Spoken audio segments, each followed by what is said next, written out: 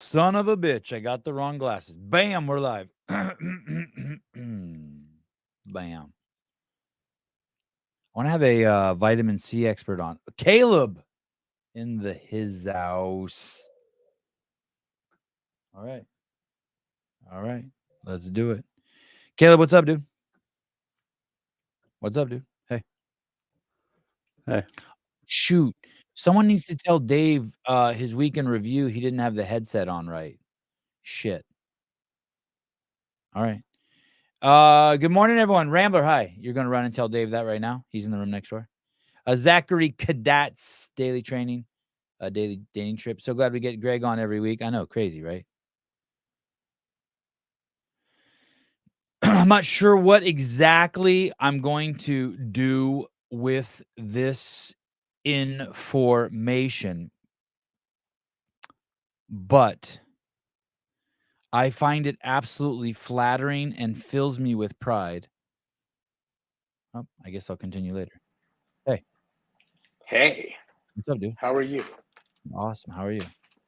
I'm going to turn my volume up. I'm good, man. Oh, Living the life, right? Say it again. Living the life. Yeah, I wish we would. I would have played. Wish we would have played some Bob Marley when you came on, like Africa Unite.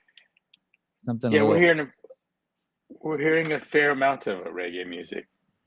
The Seychelles. That's off the coast of Kenya. Yeah, in Somalia. And belongs to the continent of Africa. Yes. Is it the tip of a volcano or something? Why is it sticking out? I know you. No, I know you like stuff like that. Yeah, in the Indian Ocean, all of the islands, with the exception of the Seychelles, are volcanic. Made of igneous rock and volcanic remnants. But this is a big chunk of granite that I guess just through sublimation got thrusted up out of the ocean and formed this series of islands absent volcanic activity. What are the implications that I know like you're some sort of geologist, but what are the implications that it's on granite? Like there's oil under there, or it's I have no idea. You can't grow food, or yeah, I don't know. But where we are in Arizona, we're on the very edge of that Colorado plateau, and it's one of the largest geological formations on Earth, bigger than any mountain. And the belief is that the heart of Gondwana land was that plateau. But anyways, it's all the dirt and earth of Arizona is decomposed granite. Oh. And so I recognize the look of it all, And Kenya had just amazing people, exceedingly nice, polite, spoke the Queen's English. Just is it like that there? It is. It is. What do the people look like? Is French their native language? Are they black? Yeah, the Creole, and they've kind of European featured, very often dark-skinned people, and just black folks. But like our captain on the boat is father was Swiss and German, Swiss and German, and his mother was African. And you can see it. He looks like a black Buddy Holly with the glasses. Why do I think Creole are the kind of like hard to understand real white people that are in Louisiana that eat crayfish? There is that, but there's those people too. Yeah, throughout wherever the French found colonial success, you end up with a remnant population that speaks Creole, it seems. So we saw it in St. Lucia, Belize, everywhere. But you hear a lot of Creole here, and there's Creole restaurants and cooking, and it's great. Okay. Last dumb question: is Creole? Does it sound English, or it's a kind of it sounds very French. French. Yeah, okay. Sounds very French. So it's like a French dialect, almost even. I would think that'd be fair to say. Okay. But they bonsoir is bonjour. It's close. You can kind of figure it out. If you know even a little bit of French, you know a little bit of Creole. It's got a country. It's got like a. Do they have their own currency? They have their own currency, the rupee, and they've got a new government that eliminated all kinds of corruption. Is the story, and I'm bought in. It's a good place. I didn't know they had enough people to have corruption. Isn't it tiny? It's very tiny. Yeah. Judy Reed. Good evening. Good evening. Hi. Ken Walters. Yeah. Good evening, Greg and Sevan. Hey, good evening. We're it's 7 in the morning here, 7 in the evening there, and boy is that convenient when you're trying to interface with back home. 12 hours. 12 hours, man. I think Armenia's on the same time. You don't have to play with your watch. How far away is Armenia from where you sit? Crazy, I don't know that, right? Let me see. Yeah. Armenia, and then what? I just go to maps. Because we're 10,200 miles away. Sevi, you and I were due to leave Mombasa once, and we had a flight from Mombasa to Nairobi on Somalia Airlines. Right. And I know you know the story, but I'm sharing it through you, with everyone.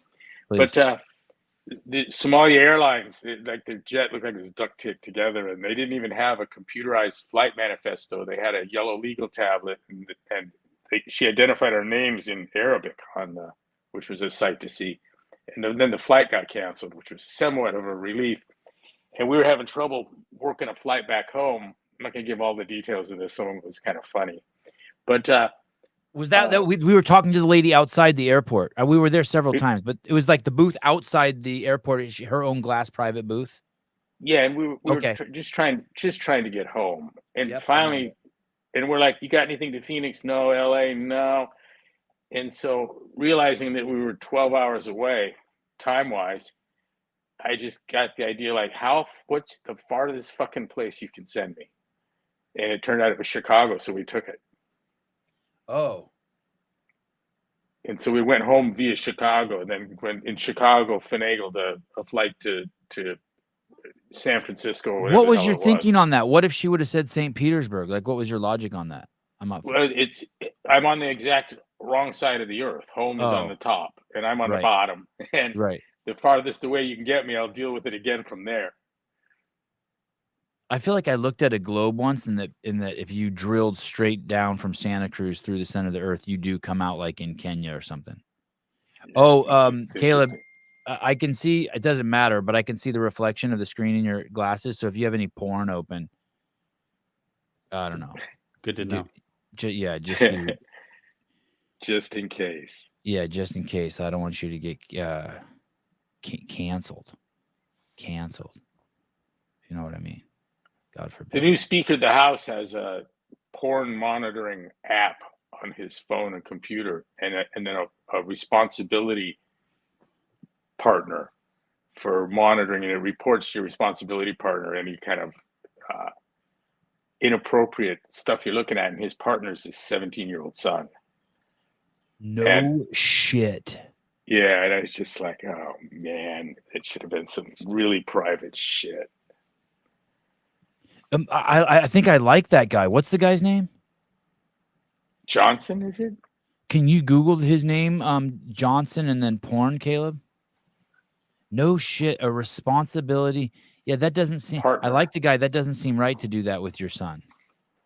It seems a little weird to me. Yeah. Yeah, I was thinking, maybe he's he's doing it for his son and participating. Right. And he said he was happy to report that his son wasn't looking at any porn at all. In the video dug up by ex-users Receipt Maven last week, Johnson described his use of Covenant Eyes as an app that monitors activity on computer devices and reports potentially pornographic content to a predetermined ally. What does this mean in the video dug up by ex-users Receipt? That means like Twitter users Receipts Maven? He had openly bragged about the thing. He was proud of it. Yeah. And, I don't think it's shameful. It's odd enough. But I don't think it's shameful either, but it's weird. that crowd that's driving around in their Priuses thinking they're avoiding a doomsday climate scenario with their mask on to protect the world's health, confident in their belief that there's no difference between men and women, so men should be in women's sports.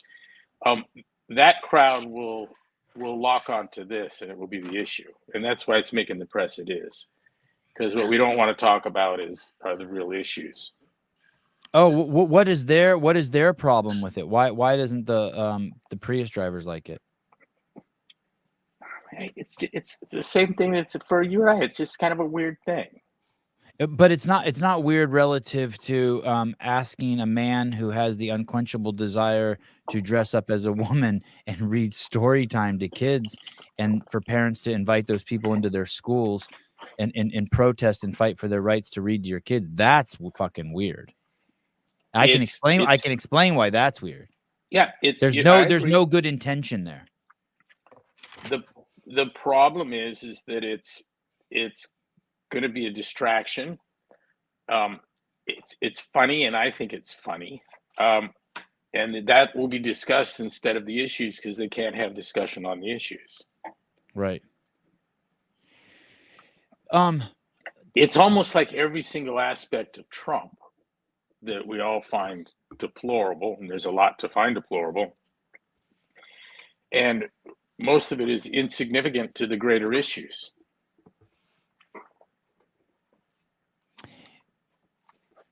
The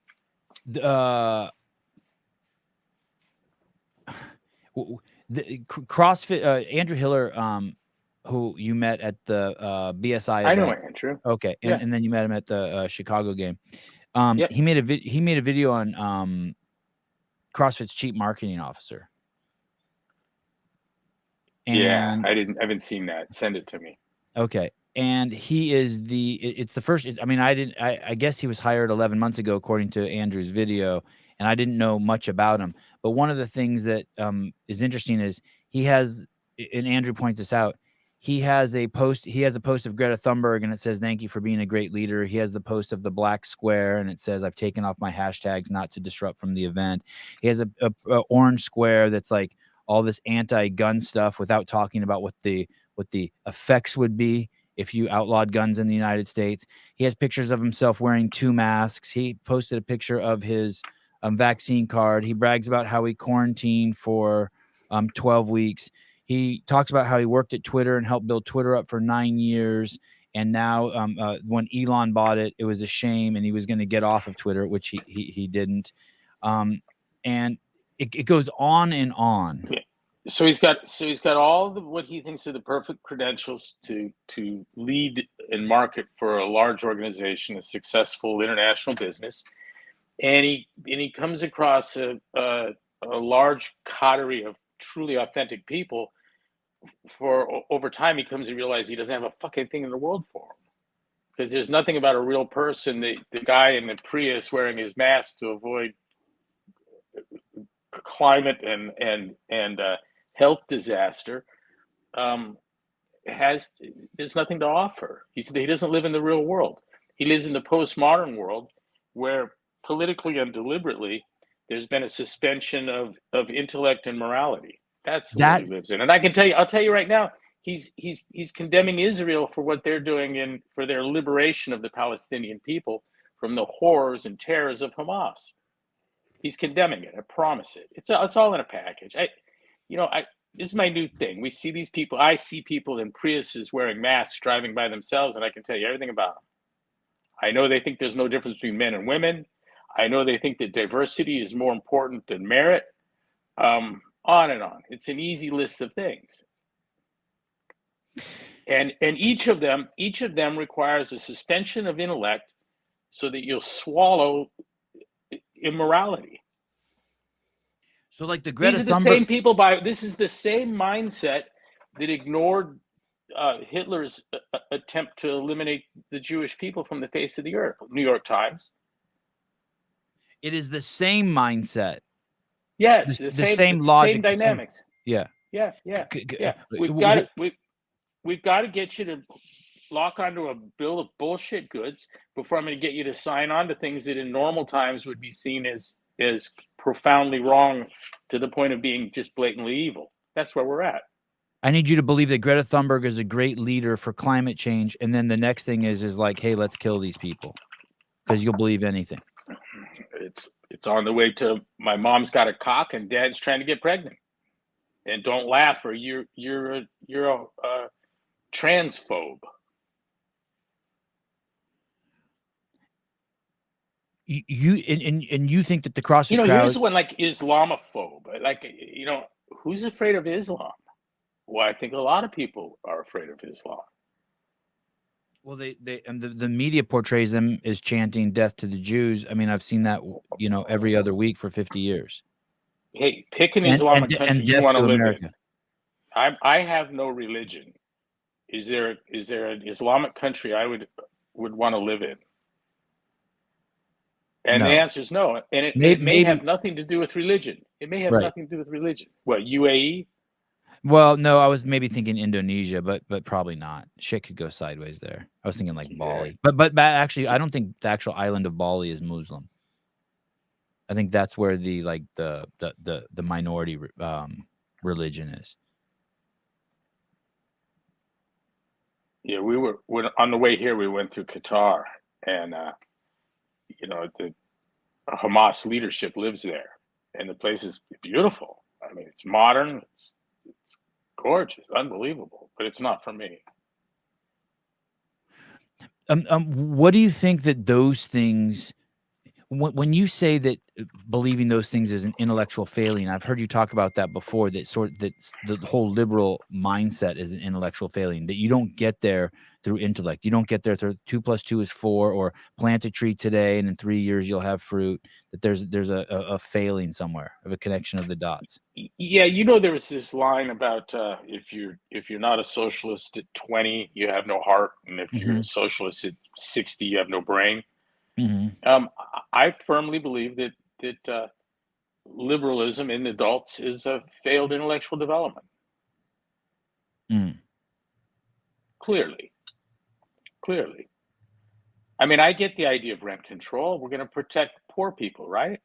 Right. And look what it does. It creates slums every single fucking time is what it does. Yeah, and it's where all the crime is.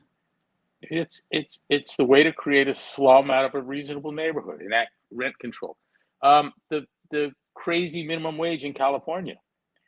McDonald's come out, hey, you know what? We're going to have more kiosks.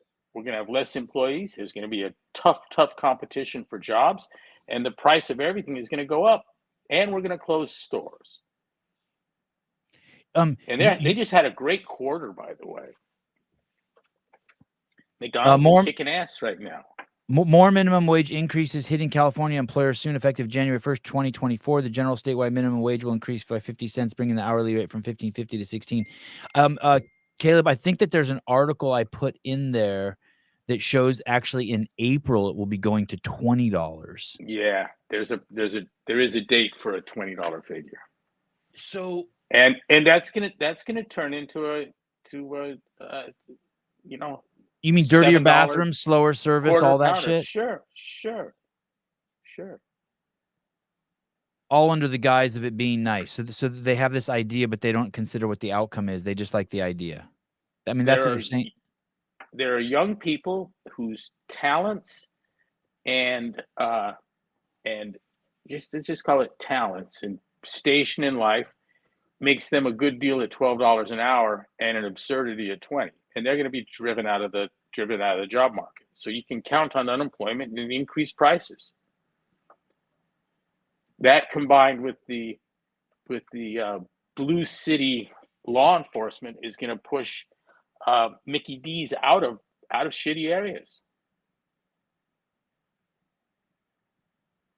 Oh, someone else, this guy, Josh Grau, I saw a post of his where he was supporting Wiener, the guy out of San Francisco that we met with. Wiener was also one of the ones supporting the law that would allow would it make it illegal to interview parents or to do investigations on babies that died within the first 7 days of being born. And I guess that would be the moral failing, right? To actually pass a law saying if a baby died in the first 7 days of its life, you couldn't investigate it. I know when we sold the company, they want to know who about our sales department. We don't see any data on sales department. I mean, what would they sell? And he's like, affiliation. And so they had this vision of people cold calling. I don't know, what is it? And when we sat across the table at Reebok, we were introduced to their CMO, and Dave kicks me under the table and writes on a notepad, "What's a CMO?" And I wrote back, "It's the Chief M Officer." I don't know what the fuck it is either, right? But we didn't do marketing. What we did was fitness. We were experts on health, wellness, and sickness, and knew nothing of marketing and didn't care about marketing and weren't trying to market anything. I want to come back to that. A CMO is going to find quickly that he's got nothing to do that's going to help people that are running a gym. Hey, it took an enormous intellectual effort on my part, lots of consternation and contemplation and interview and looking around to realize that we at the HQ could only find success in supporting the affiliates and doing those things they couldn't do for themselves. And that looked like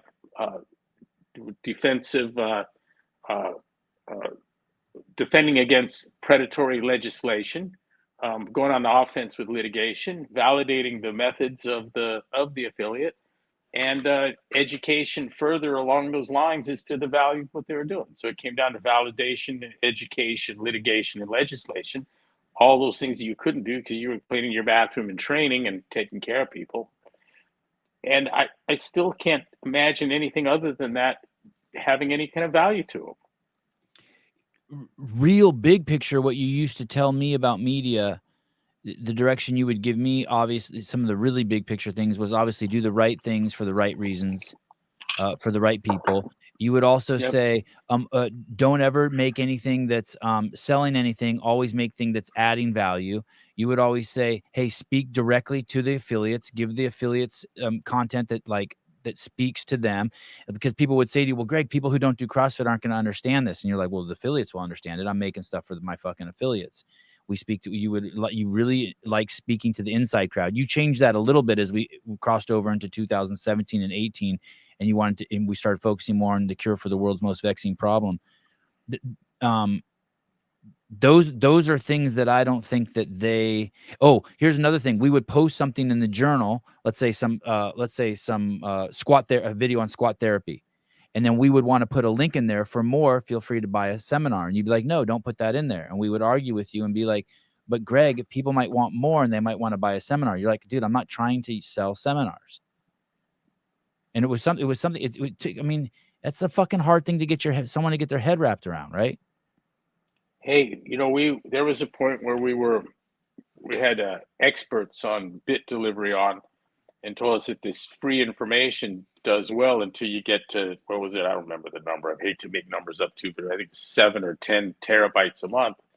And you're going to go broke quickly after that. That experience has proven that over and over again. And Brian offered up, well, we delivered 40 terabytes last month and we're growing at 15 to 20% annually.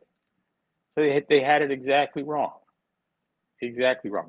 I had countless times business people that, and after a while, they were considerably less successful than we had been, telling us that the $1,000 seminar was a mistake. You need to make it $999.95. Oh, I remember. 20% more. And I'm like, you know what? If you don't realize $999.95 is a fucking $1,000, I don't want you sitting in a chair at my seminar. You never wanted you would. I remember one time, the first time Reebok tried to do a sale on our gear, and you called up fucking the CEO over there and mashed him. We don't put our shit on sale. We got hit in Europe with the value added tax, and so all the experts says you just have to raise the cost of your seminar. And I go, the fuck I don't. My seminar is still $1,000 plus. Here's what your country's going to take from you. Right. I'm not collecting that. That's them. Right. Barry McCogginer, what is that? Some orange mango tea you're drinking? I don't know what it is, but does it have caffeine? It looks like your morning drink? Yeah, it's got caffeine and it's not sweet. It's got a sourness to it, so I'm kind of cool with it. Are you in a boat or are you in a room?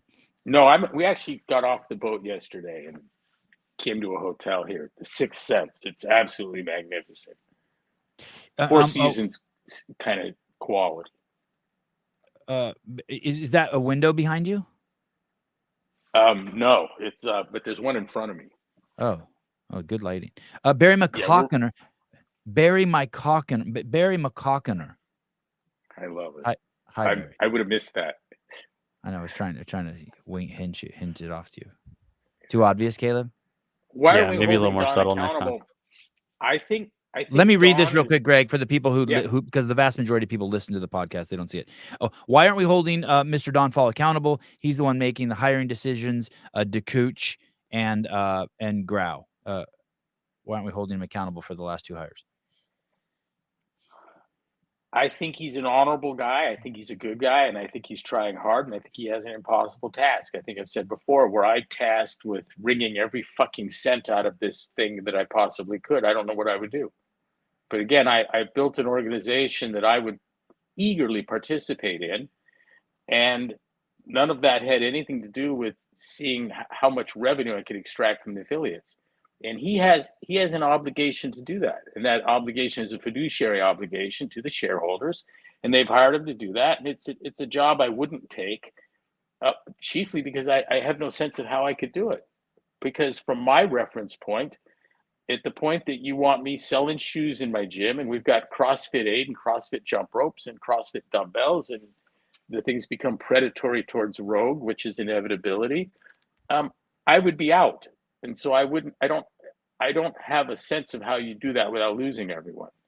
And they're not going to be able to do it. They're not going to be able to turn 10,000 affiliates left. They're not going to be able to turn that into 9 or 10,000 points of presence or points of sale. The best Don could do, I think, would be to protect the people like Dale King and Josh Honeycutt. The best he could is this thing unwinds and ends up packaged and sold for someone else to exploit. What do you mean as this thing unwinds? Well, I think it's in collapse. Right. Well, I was actually thinking this morning that it's dead, but not in a bad way dead. It's like a skeleton. And like basically the leader of this company has to be able to be so raw and authentic that if anyone says anything, you're comfortable just saying fuck off. Like the people that own this thing have no sense of what they own. None at all. Right. None at all. Okay. They couldn't begin to explain Craig Howard or Dale King or Josh Honeycutt. Right. They couldn't begin to. Right. And everything they do will be irritating and foreign to them, and they're sticking around out of some brand loyalty. But the truth of the matter is that the entirety of it is in wonderfully good shape, because the magic lies in the relationship that each of those good men and women have with the people that come into their box. And if you don't call it CrossFit at some point and you just call it Craig's Gym, it will be just as good. It's not made better by being called CrossFit. Yeah, every affiliate I have on here says they're doing great. They're having fun. They don't really they know everything's being fucked up, but be in their doors, behind their doors, shit's great. The miracle's happening. Of course, yes, and that's why in the struggle for legitimacy, for utility, for relevance, that's the word. In our struggle for relevance, we came up with this validation, education, legislation, and litigation. And so when the soda pop decides that CrossFit's got to go, and they pay the NSCA to fake some data on a study with us, we sue them into the next fucking time zone, And it was very effective. So what happens? New ownership settle that suit in silence. It stinks to high heaven. The NSCA case. Do you think we'll ever know? Yeah, I do. By ever know, you think it'll? But I don't. Public? You think it'll be public? I think it's going to leak. I think someone's going to come forward, like the guys that sat with Brett Ewers in the bar in D.C., telling them that they worked for not Podesta Group, but another lobbying organization that was working for the American Beverage Association, and announced the Coca-Cola campaign, Operation Sparkle, to unseat me. Right. By the way, the gym here at this hotel is Techno Gym, and that's basically Coca-Cola. They were the proud co-sponsors of Exercise is Medicine when Coke made its enormously successful foray into the fitness space through exercise as medicine and actually got it baked into the Affordable Care Act. I mean, imagine my shock to find out that there's another 800-pound gorilla in the room other than CrossFit, and it's exercise is medicine, and it's nothing but Coca-Cola. Right.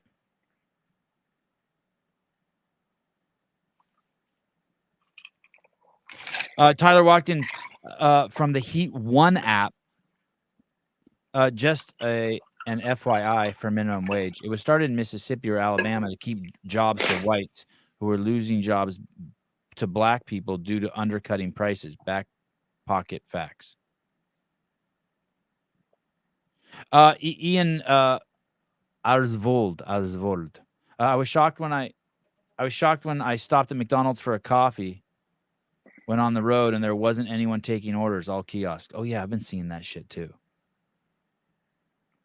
I got a bag of breakfast checks and ultimate cheeseburgers for me and the 4 kids traveling recently, and I think it was $47. Wow. Yeah. Rodeo Drive McDonald's. Caller, hi. Hey, caller. Hello. Oh, hi. Hold on. Of course. It's just normal problems here at the Sevan Podcast. Hey, Sevi, I'm sound and image good? Yeah, you sound great. Your image isn't as great as it. Yeah, it's good. It's better than Caleb's. Caleb hasn't. Hey, Sevi, you got me, baby? I guess I do. I do have you. There we go. I went ashore without my laptop. Oh, Blade, what's up? Greg, Blade is a I don't know if you met Blade before. Longtime CrossFitter, police officer, out of California. Hi, Blade. Thank you for your service. Hey, what's up, man? I appreciate the kind words. I appreciate the love. I wanted to chime in because two Blake, things. could you stop doing jumping jacks while you talk to us? I'm sorry. Well, I'm actually on a rough march right now. Oh, okay. And go ahead. If it's disrupting my sound too much, then I'm busting your balls. You go ahead. You can ruck away. Oh. Okay, go ahead.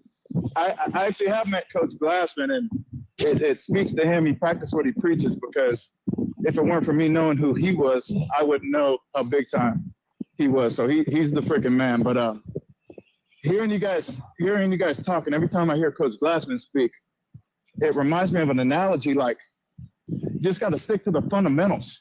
And CrossFit's getting too cute. And I know you're new to football, Sevi, but there's a few basic plays that you can run and kill a team with. You just run the ball, get 3 yards, get 5 yards, get 2 yards, get 7 yards.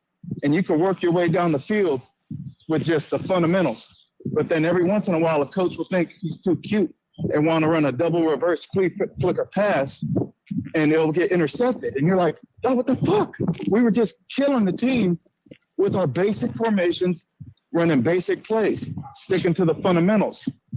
And it feels like CrossFit's getting away from the fundamentals, getting too cute, trying to hire all these outside sources that don't know the game, that aren't homegrown from one of us because it worked for whatever super billion-dollar company.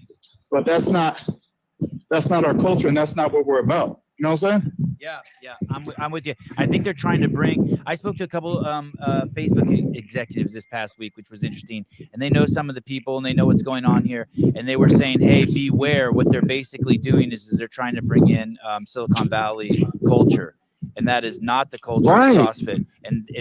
But there's two things. I think I agree with the sentiment that it won't survive. But these people are like, hey, dude, they'll try to fucking corrupt you with all the fucking woke talk, all the fucking crazy talk, hiring people, all the anti-Martin Luther King shit. So, right, and quite frankly, as long as the big dogs aren't scared, that's not that big of a problem. Because if you're not scared, you'll stand by your values. But the problem is, motherfuckers be scared to ruffle some feathers and hurt some feelings on the base of their values and actual factuals. You mean employees at CrossFit might be scared? Yeah, employees at CrossFit, and the higher up the employees are, and the higher up that fear goes, the more it's going to crumble. Because if you're scared and your boss is scared, their boss is scared, it starts with the big dogs, and we need big dogs that aren't scared to stand steady to their values. Because if I know my boss has my back and our values are deep rooted, then we're good to go. Yeah, and we But knew that if when Greg was at the helm. Yeah, we could all kind of walk around with our middle finger in there, like "fuck you." Yeah, we have the cure for the world's most vexing problem. Exactly. Yeah. You know, right. when you believed it. Yeah. When you're running a box and you're firsthand participant in the miracle of renewed health and all the wonder that happens in the application of what we do, the power of this program, it's almost impossible to believe that the people that represent you at HQ are yawning at all of that, and they just pay lip service to it. But what they're really excited by is that you're a point of presence and could they could sell you some shit, or get you, better yet, to sell some shit for them. And to the extent that that's successful, pretty soon the guys like Craig Howard and Dale King are going to realize that they don't want to stand abreast with the people that are there selling shoes and CrossFit Aid and CrossFit jump ropes and CrossFit kettlebells. That's very different than what I've done. What we implemented was the professionalization of the training space, and what the MBA will find unavoidable is to turn that into a money stream.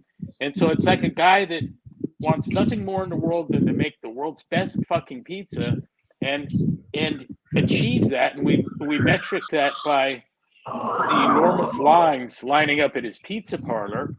There are people that look at that big line and they just see the dollar, and they think, man, if I could get my hands on that, I'm rich, and we'll have a whole bunch of these.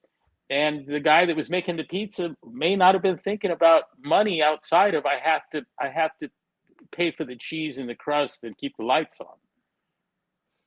For me, and we use this at Harvard Business School, that the goal of an airline isn't to burn jet fuel. The goal of the airline is to get people safely and comfortably and economically from point A to point B. To the extent that you're successful at that goal, you're going to be burning a lot of jet fuel, but that's not the goal. Right. And it's just like that with money in business. The world's best products don't come out of people that are fully and completely or entirely consumed with revenue. Hey, Blade, thanks, brother. Thanks for calling, dude. Yep, I appreciate y'all, man. All up. Again, thanks for your service, and stay safe. And we got to get you retired as soon as that's possible. I feel it, man. I still love it, and I still love people. So I appreciate your kind words, and I'm gonna just keep trying to humanize the badge. Thank you. Thank you, Blade. Everyone with a brain knows why we sleep safely at night. It's not the gun under your pillow. Thank you, brother. All right. Appreciate y'all. Peace. All right, sir. 3 beautiful kids, crazy beautiful kids, and 1 beautiful wife. The name sounds very familiar. Yeah, you might know him by a different name. He likes to stay a little bit anonymous. I'll give you the more details on him.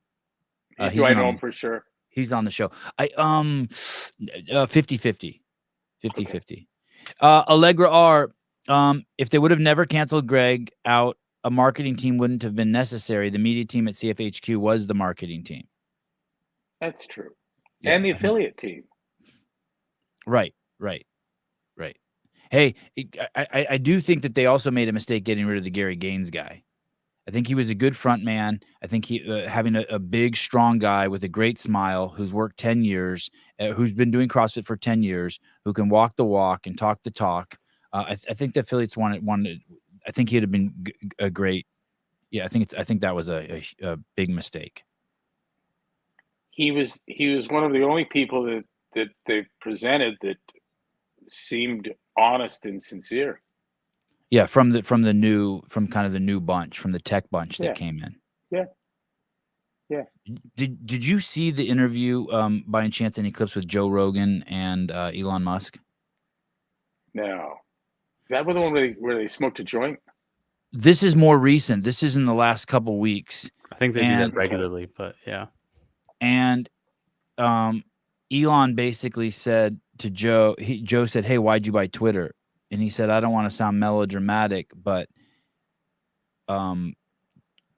there's a mind virus, and it was in the megaphone for the mind virus was coming out of Twitter, and what they were doing is they were silencing any thought against the mind virus or that didn't work with the mind virus, And if you look around the Twitter building in San Francisco, you can see the mind virus. It's just the zombie apocalypse is here. Those are Elon's words. And you and I have been talking about the zombies for 5 years, and people thought we were joking. You were attacked by a zombie one time at a Starbucks. You had to beat him down. But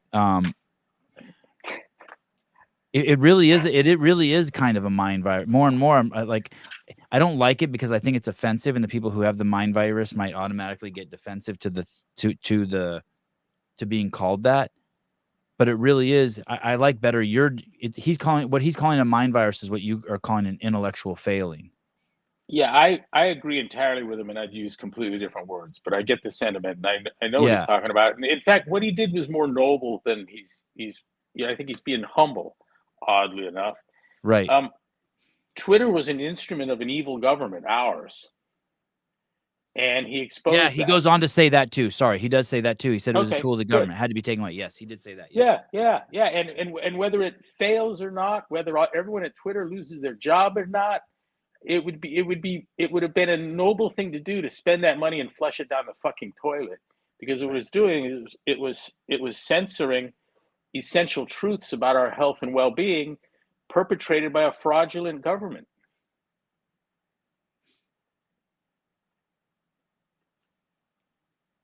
Their role in COVID is unforgivable, and the government's exploitation of what they did.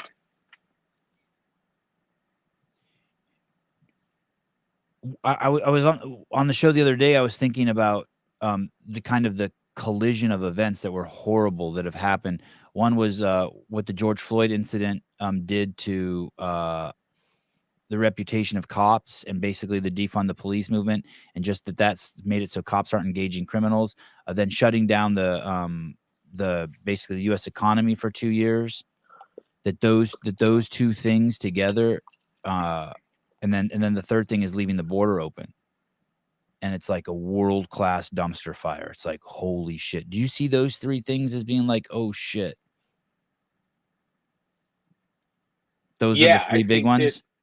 I think that economic ruin is the tool and the fruit of socialism. Mm. And what pushed socialism is, and part of the components of socialism was pushed by this kind of hatred towards the police, which help us make sure capitalism works, defending people's properties.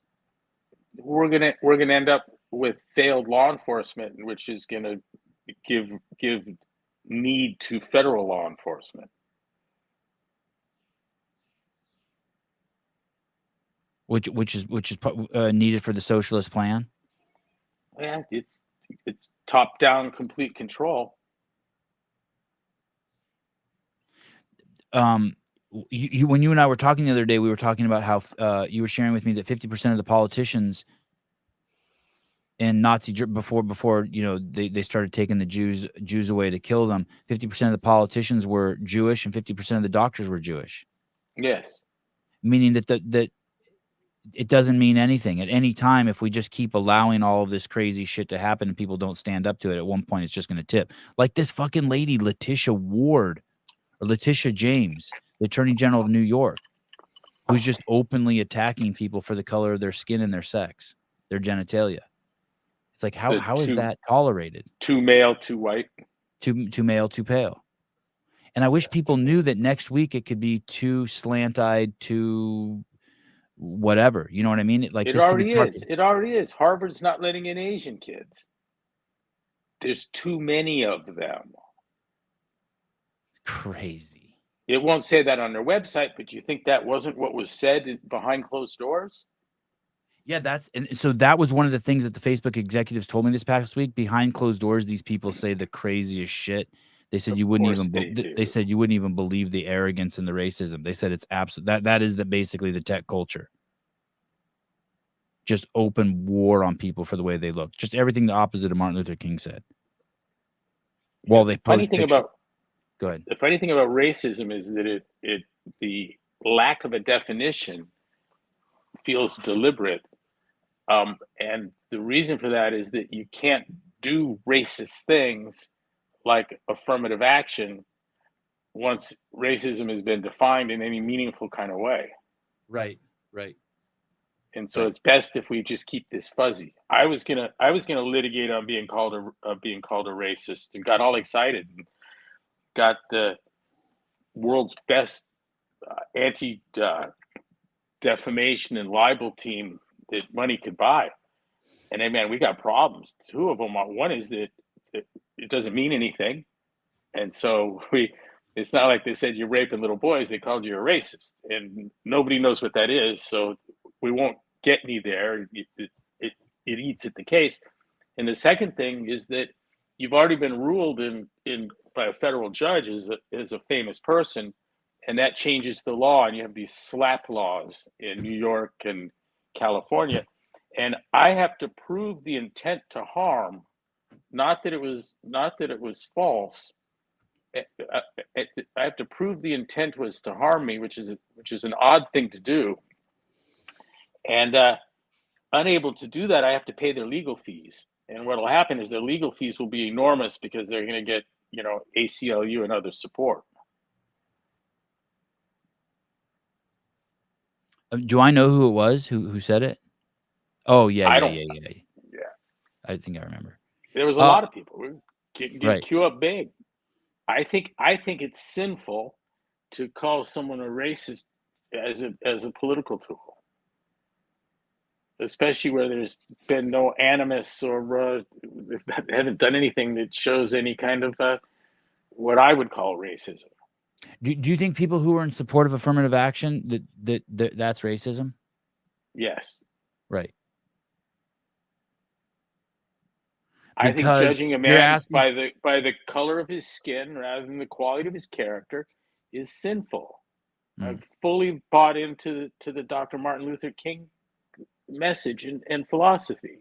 What if they worded it different? What if they just said to you, Greg, hey, what if they said to the people of the state of California, hey guys, we would like here, I'll do the Holocaust for you in a non-discriminatory way. Everyone into the gas chambers except, and now you let everyone out except the Jews, right?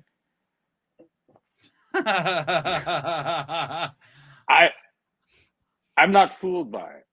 But what if they said, hey, this school can hold 10,000 people, 10,000 new freshmen every year, and 16% of the state is black human beings with black skin, and when we don't put rules on it, only 1% are getting in. So what we would like to do, because with the criteria that we're judging them to get them in, we're only getting in 1%. And so what we would like to do is we would like to get 2% in. We'd like to double it by 100%. And but at that cost, that means some white kids and some brown kids and some yellow kids are not going to get in. What if they said it like that? Yeah, quotas over merit. I think it's wrong. Technically, but at least it's on. But at least it's honest in its presentation. Oh, I think Hitler was pretty honest. Right. Fair. Right. But like the abortion thing, the abortion thing isn't honest. The abortion thing isn't honest. Hamas is honest. Right. They Hamas say death to the Jews, and the liberal Jews go, I wonder what they really want. Right. Like you weren't listening. Right. They are now. I don't think they are. I disagree with you. I don't think they are. You think they are? I don't know. I know some liberal Jews, and they don't seem to have woken up yet. Yeah. They're scared, though. They're scared like motherfuckers. Jewish people are really scared right now in the United States, like really scared. Anti-Semitism is a tool for the axis of evil, and this includes China, Russia, North Korea, Iran, and radical Islam. And an attack on Jews is seen as a pivotal, essential, vital attack on the West and our civilization. Iran's Supreme Leader Ayatollah Ali Khamenei just said days ago from the National Review, quote, when you chant death to America, it's not just a slogan. It's a policy. It's a policy. Yeah. Holy shit. Holy shit. In a moment of candor, I would put one in that dink's bedroom fucking window. So I want everyone who's listening just to think your neighbor takes a megaphone and yells over your backyard while you're sitting back there with your family having a barbecue. When I say I want you fucking dead, I mean it. It's the don't take those words lightly. And then you go to bed that night. You're like, what the fuck? I saw a dramatization. It wasn't a dramatization. It was a school play, high school, kindergarten graduation performance by kindergartners. And they're beheading Jews. And the guy's got a big sword. No, look it up. Look it up. You can watch the thing. And what country is that in? What country is that? It was in Palestine. It was in Gaza. Yeah, you know what? Yeah, I think I saw that. You got people 3 feet tall in guerrilla gear, pretending to saw the heads off of Jews. Lucky Camera Straps. Instead of Lucky Camera Straps. Hey, what's up, man? From Australia. Instead of Roe versus Boz at the games at the Open this year, what about DeCones versus Gra? CMO versus chief affiliate director. There it is. There's our little play. These are 5-year-olds practicing killing Jews. Here we got a martyr.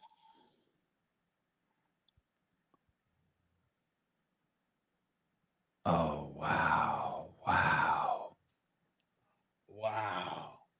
Hamas needs to be eradicated. Are you sure those are Arabs? Those look like Mongolians.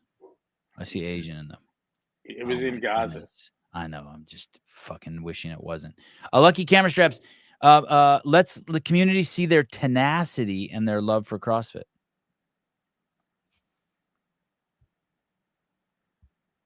I would get them some street cred. Mike Poolboy, damn, I'm so motivated by Officer Blade's rucking speech right now. CrossFit needs to hire Blade. I need to hire Blade to train me. Jeremy Eat World, 2 black guys calling in one day. Shit. Imagine the. How do you know Blade was black?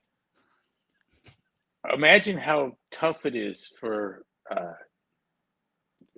that CMO and the other guy.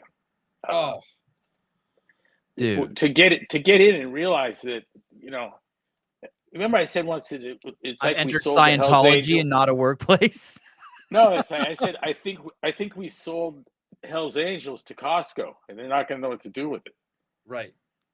That's the problem for these guys. They don't. You can't take that off your resume fast enough. It's not even compatible with the other stuff they did. Wow. I guarantee you every one of those people that's come and gone and wish to hell they'd never been there. Right. Like, hey, I lost a year of my life working over at CrossFit. The last thing in the world you want to do is have to represent an authentic community when you're one of these diversity, inclusive, equity, save the planet morons. Right. Well, you know what's interesting? If I listened to a few of the chief marketing officers, this Josh DeGraw's talks. He's not made for public speaking, but he has just the normal rhetoric. It's all about authenticity and knowing what your brand stands for. And I'm like, oh, buddy, you're in deep shit if your stance is because none of he has thousands of posts on the internet and none of them stand for personal accountability and personal responsibility, and not a single CrossFit post except for the Tyson Bagent one bandwagon he jumped on. What Hiller said about him is that Hiller compared him to this quote that Martin Luther King had that was basically like, hey, in tough times, you need to be able to stand up and not worry what other fucking people are doing. And I need to make tough decisions and you need to do what's right. And then he's like, this dude made no tough decisions and just towed the fucking, the line the whole way through.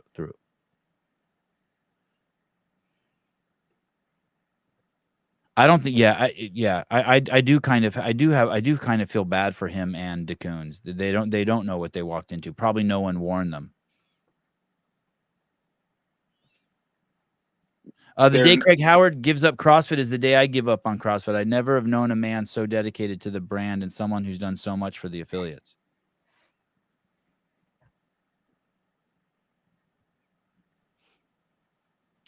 Jeff Giardina. I appreciate Greg's explanation of HQ's purpose. What do you all think HQ currently thinks their purpose is? Well, Greg said it many times. Yeah, it's to extract every possible cent you can out of the ecosystem. They have a moral and ethical and legal obligation to do that. It's not a secret. It's the MBA creed. Remember the MBA oath? Oh, yeah. The book from Harvard. You gave me that book. Yeah, I read that book. Yeah. Fascinating. Someone says that we're the only professional organization that MBAs are the only kind of professional set of academics that don't have some kind of loftier aim. It's just all about making money. There's something wrong with us. MBA oath, setting a higher standard for business leaders. As a manager, my purpose is to serve the greater body by bringing people and resources together to create a value that no single individual can create alone. So begins the MBA oath. Conceived in early 2009 by Max Anderson. Go ahead, Greg. Repeatedly showing up at Harvard Business School annually, which was probably the biggest downside to being canceled, was not getting brought back there. But I was why? Because you like going there? You liked it? Oh, I really like going there, and the kids were awesome. They were very, very smart. And you actually got to see them absorb the message, and they did that vote before and after. And we could in real time, in the space of several hours, expose them to some errors in their own thinking about what business is about. But they drove me to be able to articulate after the second or third appearance. I had to define business in a way that would give value to them and help them understand what I was coming at. And that was, and I see it in that first sentence there. But for me, business was the art and science of providing uniquely attractive opportunities for other people. Art and science will provide uniquely attractive opportunities for other people. The affiliate, being a trainer, uniquely attractive opportunities. Any business, whether you're selling pizza or and what does that look like? Well, I'm going to give you the opportunity to purchase the best pizza you've ever had. And how do we know if we've done that? Well, it's because you spend your money because it's uniquely attractive. You spend it with me and not the other guy. And so there's a money component, but it's a downstream effect, really, of creating a uniquely attractive opportunity. And you can't find an example of someone who's serially created uniquely attractive opportunities for other people.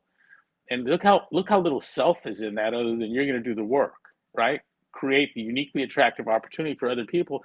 Anyone that's serially successful at that finds wealth. It's crazy that you would go in there and define business at Harvard Business School for them. Isn't that something? What a wonderful opportunity to do that. The first time you did that, I'm like, this guy has some fucking balls to walk into the best business school in the world and define business for them. I remember one time, I don't know, meeting in the office in Scotts Valley, and you sat me down and you're like, hey, here's some questions I'd like you to ask people when you interview them, regarding affiliates, when you visit affiliates, and we brainstormed some questions. And I remember this one question you said, ask them what they would be doing if they didn't do CrossFit, and ask them what they were doing before.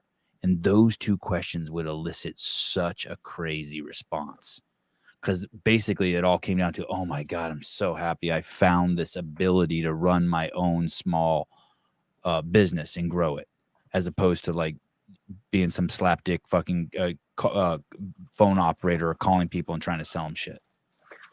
I'd been a trainer for 20 years when I finally had moved to a small enough town where it only took a couple of years to get kicked out of every commercial facility. And so I needed to keep training because that's all I knew how to do. And you're not joking. You got kicked out a lot. The only place I didn't get kicked out of, and I was offered refuge there, and it was Dave Draper's gym. It's not hyperbole. Nope. Dave no, I went from 24-hour fitness to Gold's to Spa Fitness, and the only place left was World's. And I trained Dave's wife. In fact, I was the only person that ever trained Larry Draper other than Dave himself, and I was very honored by that. He was wonderfully complimentary, and he's a bodybuilding legend, and I hadn't been always so kind to bodybuilders. But I didn't want to lose that relationship, so I didn't go there. And I realized that I've been kicked out of all the others, and I don't want to get kicked out of Dave's gym. And my concern would be that I would submarine his business and the rest of his training program, because that's kind of what had happened elsewhere. The other gyms I was at, it went really well for me, but less so for them. And what we were doing is putting their trainers out of work, and they wanted different equipment, and they wanted the gym arranged differently, and it became a kind of a pressure to change the business model of the gym. And I didn't want to lose the relationship with Mr. Draper, and he'd spoken very highly of me publicly. And so I had a lot of regard for the guy. But anyways, I was trapped. I went out on my own, and I was like, well, I guess I need a little space. But it was funny, I'd never considered myself a businessman ever before. 20 years training, and never for a moment thought I was a businessman. But at a point that I have to rent a box and pay the utility bill, I feel like now it's a business. And so I went to Capitola Book Cafe, and I went through the business section on books there. And all I could find was marketing bullshit. And what jumped out at me, there was nothing there, nothing in the business literature that talked about improving the product, the quality of your product or service. Nothing. Nothing. It was all things that had nothing to do with it. Right? It looked like fooling people, like $999.95, that kind of shit. And that's why you didn't want us to sell stuff in the journal next to the article, and you didn't want us making videos that didn't add value. Offer something. Make sure it offers something. My thought is that you could give enough away that was so important for free that if you were to say, I've got a seminar this weekend for $1,000, people are, I'm going to go pay it. And then let them. This is the way all professional services work. When I realized I made a family tree of my clients, and it was interesting that it came down to Bruce Edwards was responsible directly and indirectly for a large chunk of my clientele. In other words, he had gotten me someone who got someone who got someone who got 3 people that each got 10, you know? It wasn't his labor, but there was a connection that way. And you talk to orthodontist lawyers, in other words, where do referrals come from? Where does business come from? Where do you get leads? And it's from happy clients. It always is that way. I don't know why I was going there. I'm going to get you back on track. I took you off at Harvard Business School. Caller, hi. Hello? Hi. I was wondering if SEMA, since hey. everyone's going to sing up. Hey. Oh, hold on, Asima. You're popping. Hold on. God damn it. I apologize. This is I don't know why I apologize. It's just part of the show now. I retract my apology. Wasn't sincere. Okay, go ahead, Nsima. Hello? Hello? Hey. Okay, go ahead. Okay, so I sent Beaver Wad Sciences post about Julie Foucher's study on how CrossFit helped reduce metabolic syndrome after 6 weeks, where BMI did not change, but fat mass did. And I was wondering if Greg could comment on if the p-value is significant in this study. I have a couple of comments here. The problem with p-values is different from the problem of using body mass. And what they're doing is you're using a scale weight, and that's combined of something good and something horrible, and pushing that into a single variable and then make an assessment of it is absolutely stupid. And so, this is why we have CrossFitters that were being denied insurance because of their obesity, because they were, 5'10" and 207 pounds or something. But the p-value is a relic of bullshit academic science. We don't find it in industry unless it's allied with government somehow, but it's at best mildly inductive, and it sits on the probability of the data side of probability theory. And the people that espouse p-values and null hypothesis significance testing, the frequentists they're called, deny that the probability of a hypothesis or of a theory even has meaning. And in doing so, what they've done is gutted the validation of science that will replicate. And so if you want to look for bullshit science, there's no bigger tip-off than there's a p-value associated with it. No bigger tip-off. Miss Nsima? So would you agree that the study is relevant or not relevant to CrossFit being effective at reducing insulin sensitivity, regardless of weight? Let me tell you how smart and honest people use these studies. They have a clinical experience, and they accept those studies that support and jive with that clinical experience, and they reject those that don't. And so no one could train you couldn't be in a gym 6 months training without coming across someone who's had all of the risk factors or markers for chronic disease reversed.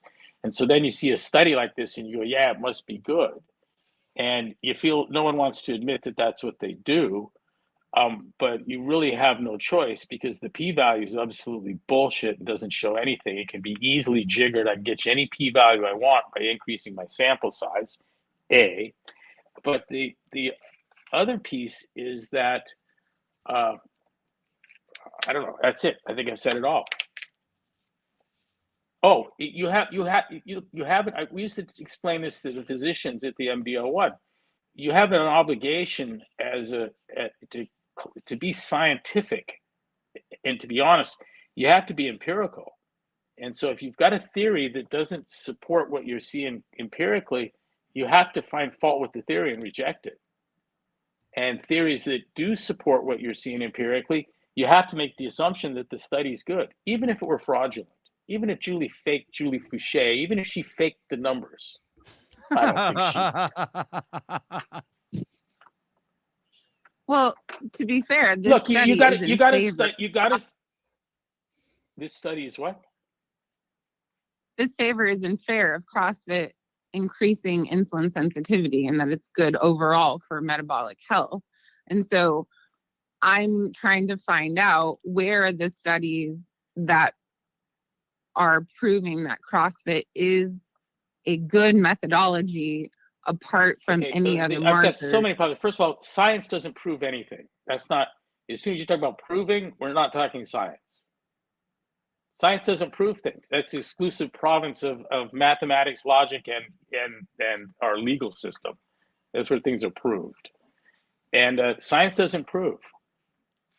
It presents. She's looking for. Would presents be a better word if she used presents? She's looking for a study that presents data that people could come to the conclusion. Modern science finds validation to the predictive strength of its assertions. Predictive strength, nothing else.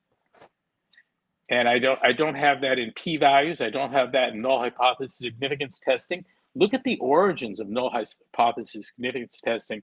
It's a chimera put into use by psychology departments in American universities, and the people that Fisher, Pearson, and Neyman that had competing systems of inference, the worst of all of it was bound into one thing, and it's been an unmitigated disaster for the replicability and reproducibility of science.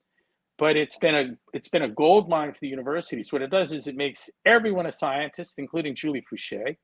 It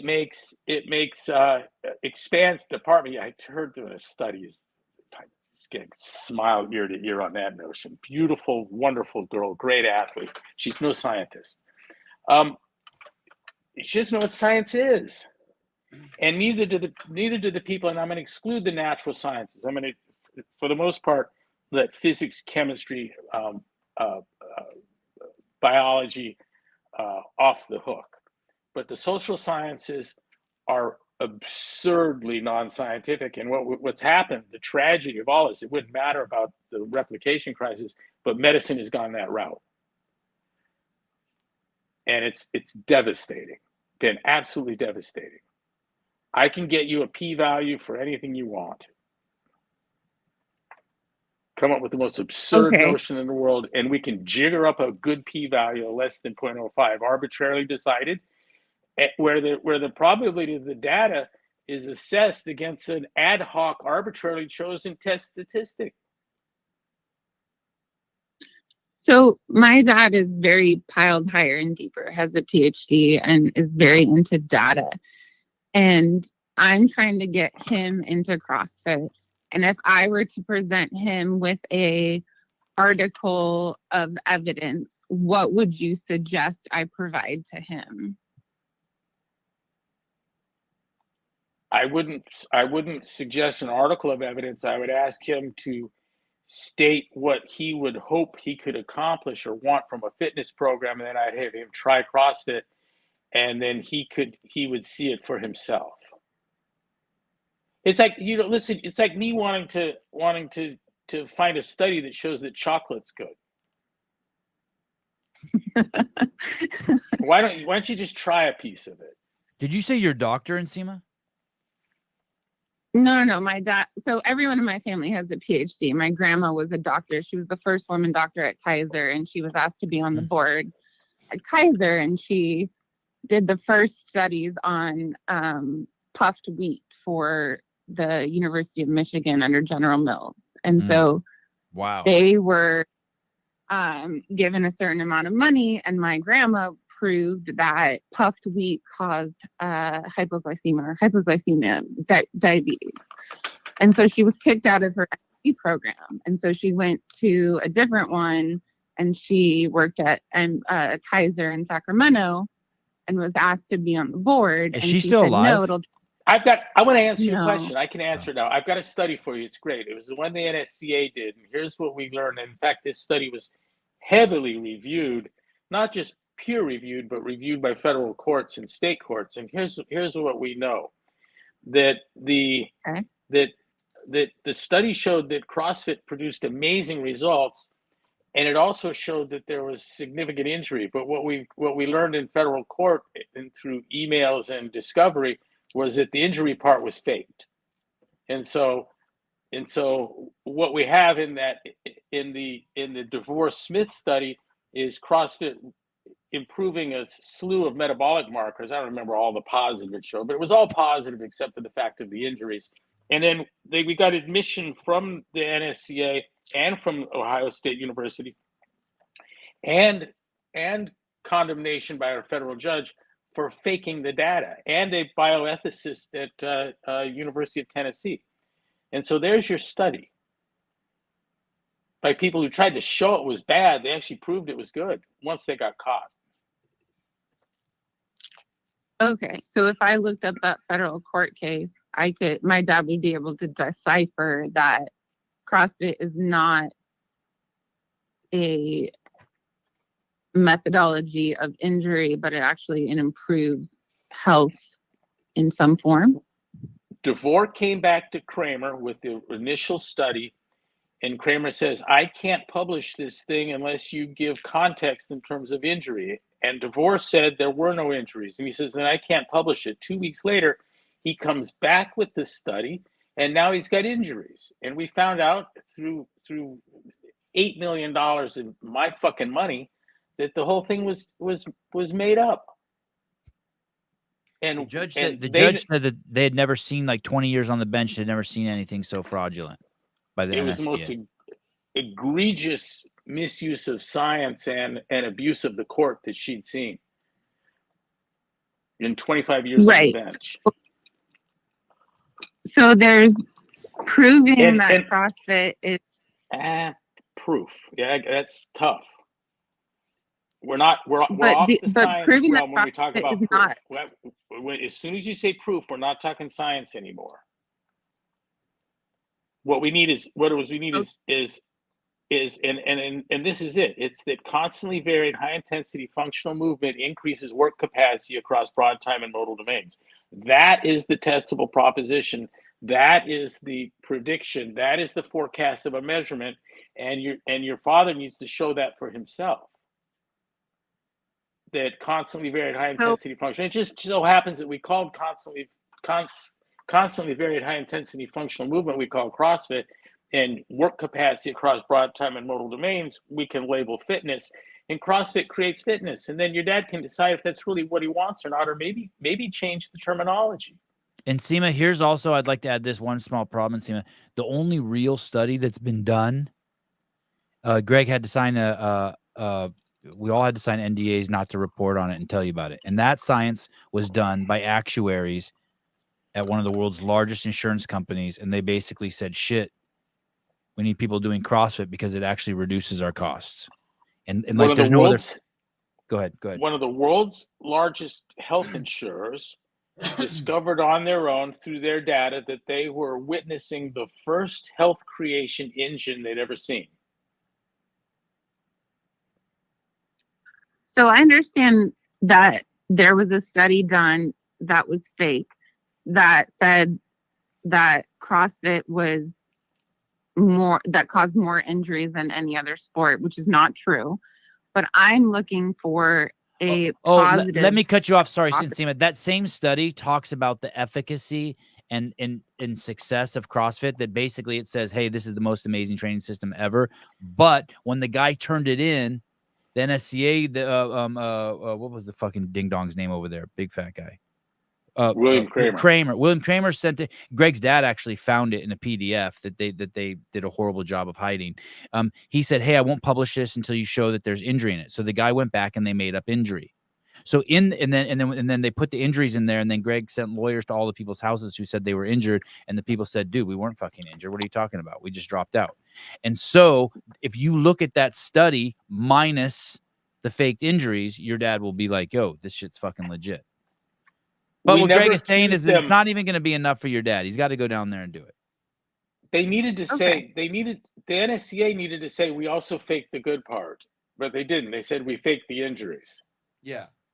I didn't accuse them of faking the good part. The judge didn't accuse them of faking the good part. They didn't admit to faking the good part, but I did accuse them of faking the injuries. The judge accused them of faking the injuries. The bioethicist accused them of faking the injuries, and they admitted in internal emails that they were faking the injuries. They also in emails said, why can't Pepsi do something about these CrossFit emails? And they also said it's a shame that CrossFit doesn't get attacked by Islamic terrorists like Charlie Hebdo did. Those are the kind of discussions going on amongst the scientists. There is no exercise science. There is none. There's no one doing exercise science. Hey, and Seema, and what happened there then is they basically they offered Greg significant amounts of money. People came out of the woodwork and they said, hey, will you settle this? And Greg said, no, I don't want any money. I want to keep driving the case home and get more and more information about you guys and keep taking the case until it goes to a jury or to a judge for a decision, because Greg said that he doesn't want to let the cancer survive. He wants to cut the cancer out of the system, which is Coca-Cola meddling in the fitness space and in the health space. And that's when, so when Greg sold the company, these people settled it for an undisclosed amount. And Greg, and there were, we can speculate on what that was, but it was a shitload of fucking money. And I also would speculate that they don't want to tell you how much they release, because I think the affiliates will be like, yo, where's our cut?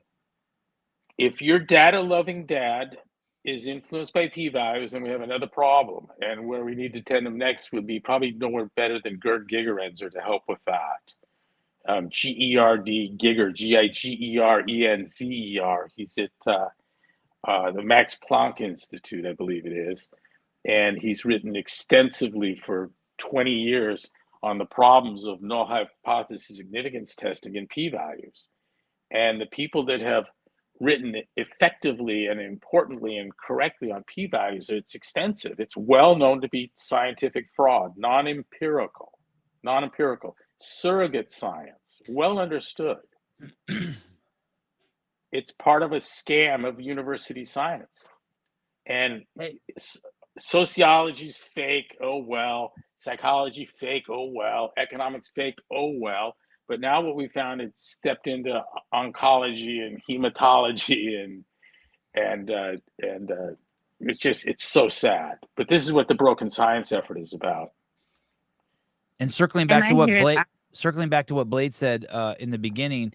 So this poor kid who fucking writes this paper and shows that CrossFit's fucking amazing ends up getting pressure that, hey, we won't publish your shit until you put in the injuries. And there's tons of proof of that, right? And so the kid puts in the injuries and he doesn't do what Blade says, which is stand up to the people who are in power and the bullies. And he put it in there and he got caught. They retracted the study because they hadn't gotten what's the consent you need for human subjects?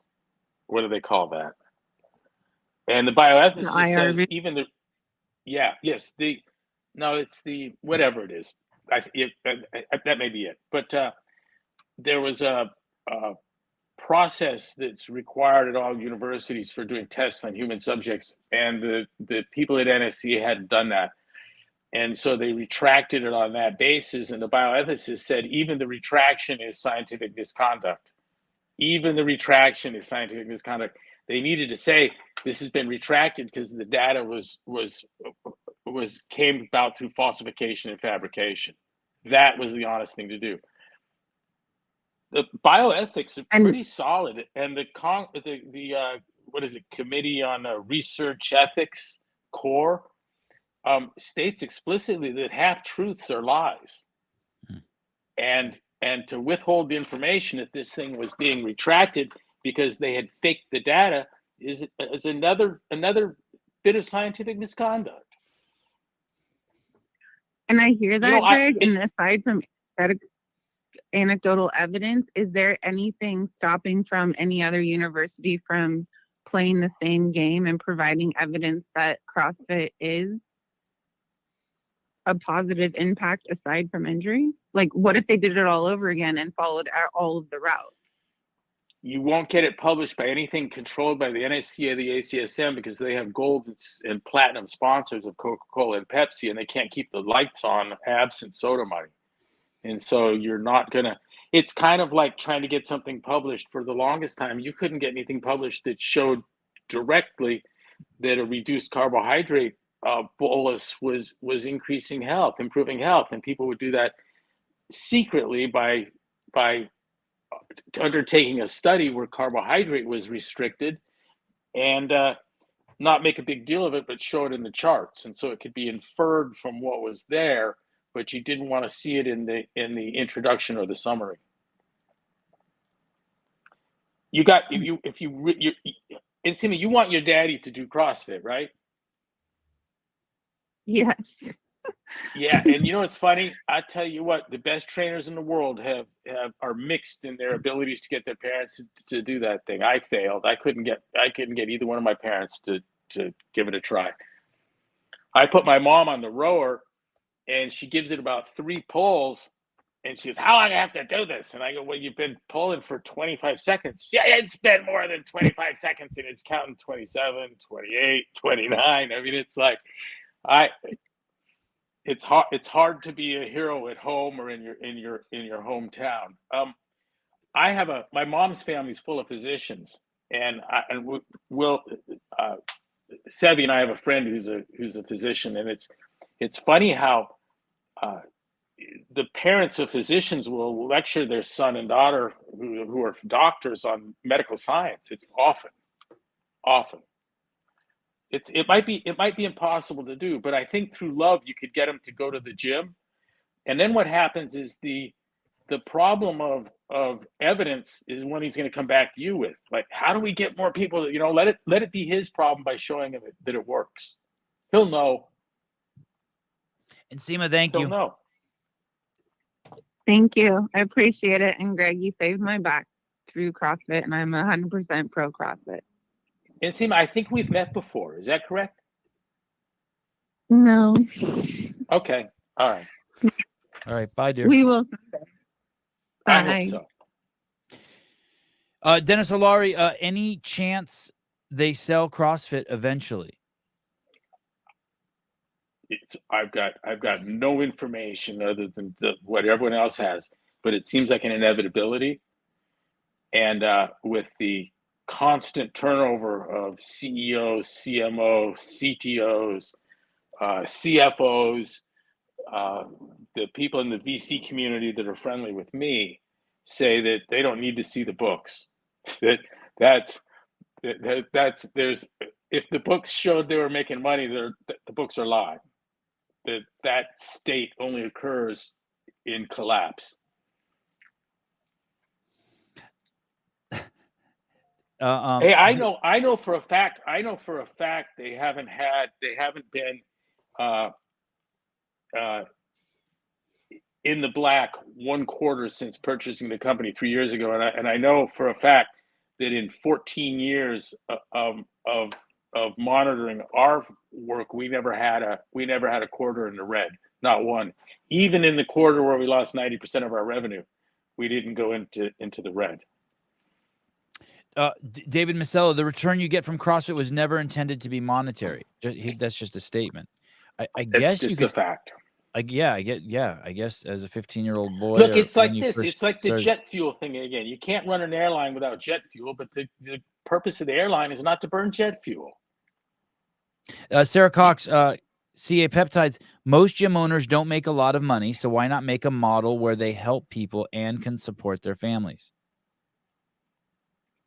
Sarah, that's exactly right. I saw it as I wanted to give the affiliates an opportunity to allow them to live as well as a successful orthodontist. That was my model. That was my mindset. In other words, buy a new car every other year or so, put your kids in private school, send them off to college, and fund a retirement.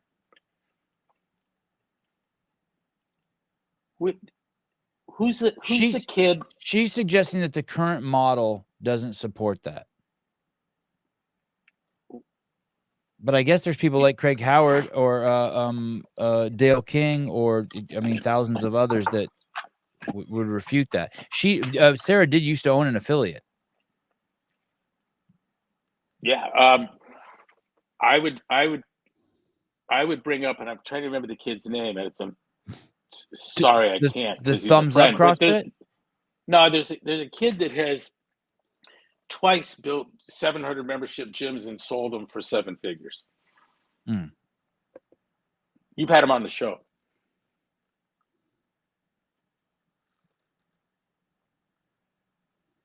Is it Ackerman?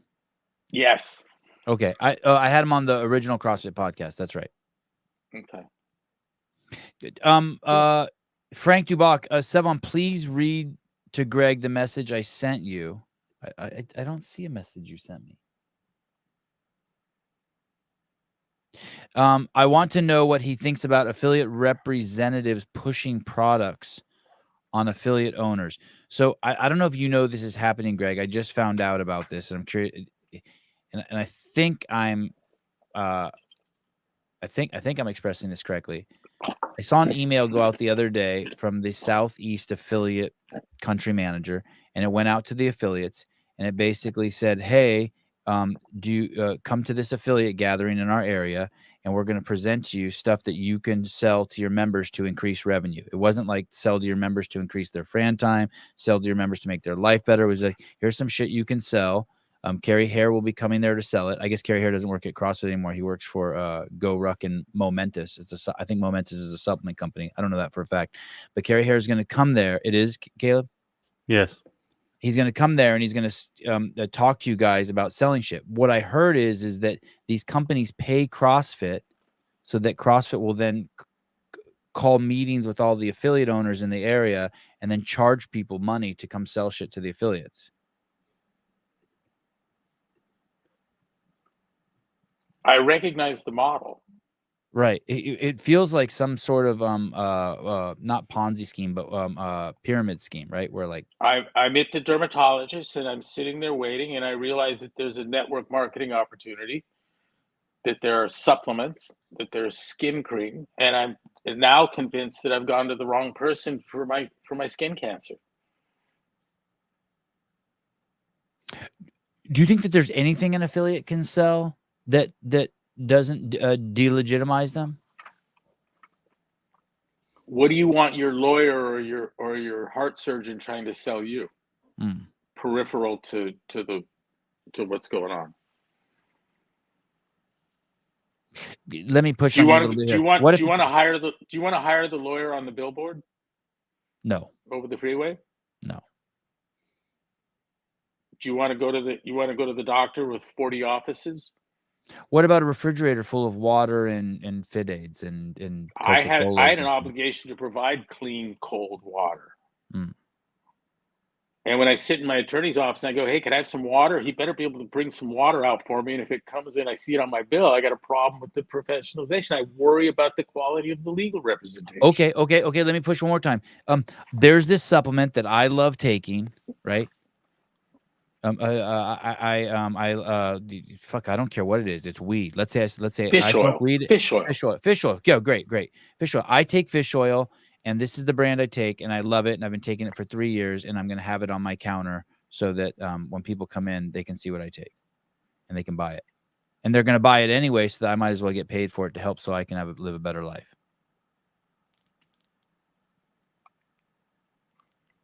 When Amazon contacted us, they could tell us how much fish oil CrossFitters were eating, and it was an enormous amount.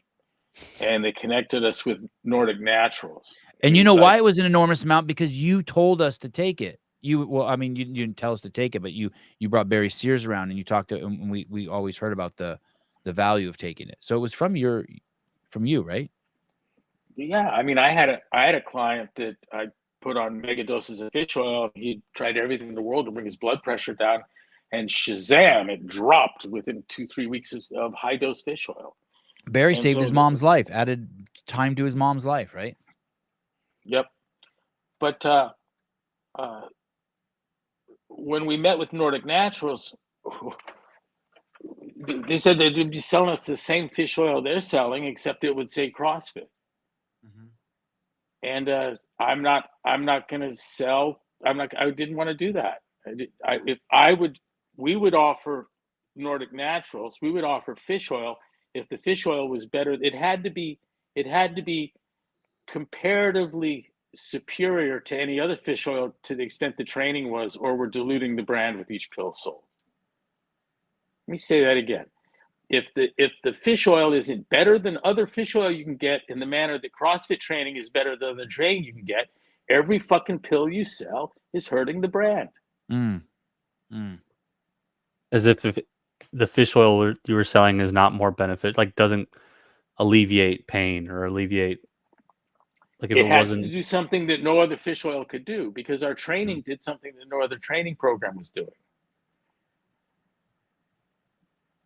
And that is the speed with which we were increasing work capacity across broad time and modal domains through constantly varied high intensity functional movement. By the way, that is the fundamental theorem of CrossFit. That is the science of CrossFit. And that's something that every box owner has demonstrated. And it's the one thing that has never been challenged, addressed, recognized. And that's because there's no academics. If you're in academic fitness, you're associated with the ACSM or the NSCA, and I still people floating that fucking CSCS certification. It means that you're sponsored by a fraudulent organization that went to criminal lengths to impugn effective training. Every one of you with a CSCS on your name is flouting a title given to you by a criminal organization. Criminal in what sense? They perjured themselves in state and federal court, and this is according to the federal judge. They perjured themselves. One of them admitted to committing perjury in the federal case to the state judge, and the federal judge found out that day that he had admitted to the perjury. That was their director of certification, admitted to perjuring himself in the federal case. And from then on, the rest of the case, the judge referred to him as the perjurer in the public record. So there, be proud of your CSCS. I think you're a fraud too if you're putting those initials after your name. But look, for me, a lot of this is personal. Affiliate or not, and if you want to be selling shoes, and if you want to sell water, and you want to sell supplements, do so. But what I tried to do was create what I thought was an atmosphere where someone could provide a professional service. And I set up a program that I would participate in, and I wasn't going to sell water or shoes or miracle juice or fish oil or rings in my gym. I wasn't going to do that. Why would you when you can offer training better than anyone else? I remember like Mercedes-Benz made an electric bike and it was like horrible. And then like Lamborghini made an electric bicycle and it was horrible. And I remember, oh, those fucking idiots should have not done that. It damages their brand. Porsche's bicycle's bullshit too. Yeah. Or it's like if you when you, I don't know what those brands are, but there were these brands back in the day that were like good, like Patagonia, North Face and shit. And then all of a sudden one day zippers started getting stuck on them. And you're like, oh, fuck, you went cheap on the zipper. I remember you and I having long discussions about that. Like, what if your zipper fails while you're fucking on a life or death fucking hike? Yeah, the snaps on Patagonia's bags. Oh, yeah, that's right. Yeah, one after another. And then you read what is it, Yvon Chouinard? You read his book, you don't have to get 2-3 pages in it till you realize what a fraud he is.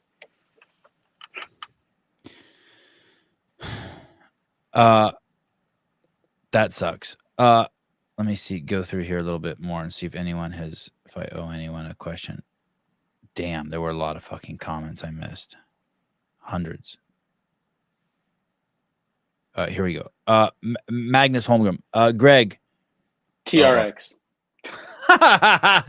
Greg, you're asking the wrong guy, dude. He's had all these trucks and he's just got a new one he's in love with. Let me ask the question, read it real quick. Greg, Raptor or TRX? I got to select what I would ask my wife to give me for birthday in 2 weeks. Hands down TRX. And let me say this, the Raptor is an amazing truck. Amazing. Yeah. The damn folks at Ram, and I was disappointed because I was always going to have a Raptor. I love my Raptor. It's the only car I'll ever be is my Raptor. And then the TRX came out and it's just slightly better in every regard. And to be fair, I'm going to tell you what the Raptor has over the TRX. Ford's two things: that step down window that marks all Ford pickups. You notice the window drops as it moves forward to the nose of the car. It lowers the mirrors, and the mirrors don't block people on the sidewalk or your view of the traffic. And so from the perspective of visibility and safety, the Ford's setup is better, and I assume that's patented, or I think everyone would drop their windows that way and lower the mirrors.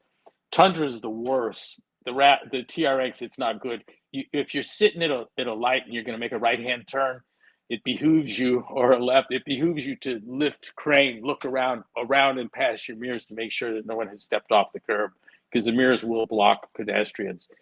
The other thing on the Raptor that's superior is the keyless entry. I fucking love that thing, to be able to leave the keys locked in the car and be able to go to the beach or do whatever, go to the gym, and I have to tote my keys around with me. Outside of that, everything else, the TRX has beat the Raptor. The ergonomics, the horsepower, everything. It's just noticeably better. How many Raptors have you owned? I had one Raptor. And how many TRXs? You're on your fifth? Fourth, I think. Yeah, I just got the Hennessy one, which is no rational need for that, but I love it. Mike Poolboy, it's just SEMA. What a douche I am. Sorry. Fair. Okay, fine. Next time, whisper it to me. Don't publicly post it publicly. Make me look like a douche, please. Yelana. My YouTube premium subscription is solely for the Sevan Podcast. Oh, so you don't have to listen to commercials? That's cool.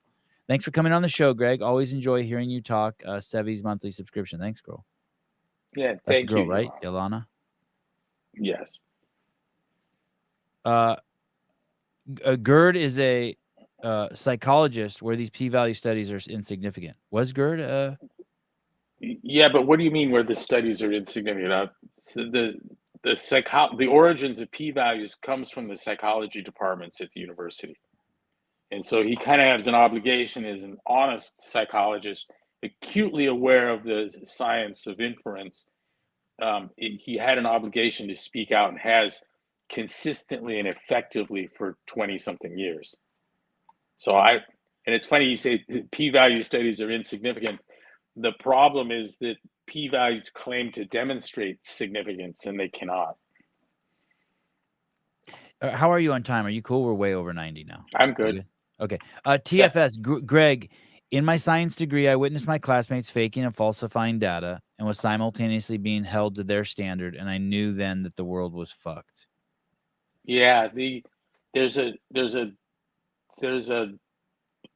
corruption of academic science, and it starts with the epistemic corruption of denying of flensing from the scientific method validation, and validation comes on the predictive strength of its models, and they've replaced that with the mildly inductive p-value and null hypothesis significance testing, and which is turned it into politics. And so you've got two corruptions there. We have the corruption in the sense of altering a computer file so that it no longer runs effectively, and that's the epistemic corruption. The method of validation is political and not objective, and that invites the other corruption, which is all the deliberate fraud. Nothing could be more exciting to Coca-Cola than fucking p-values.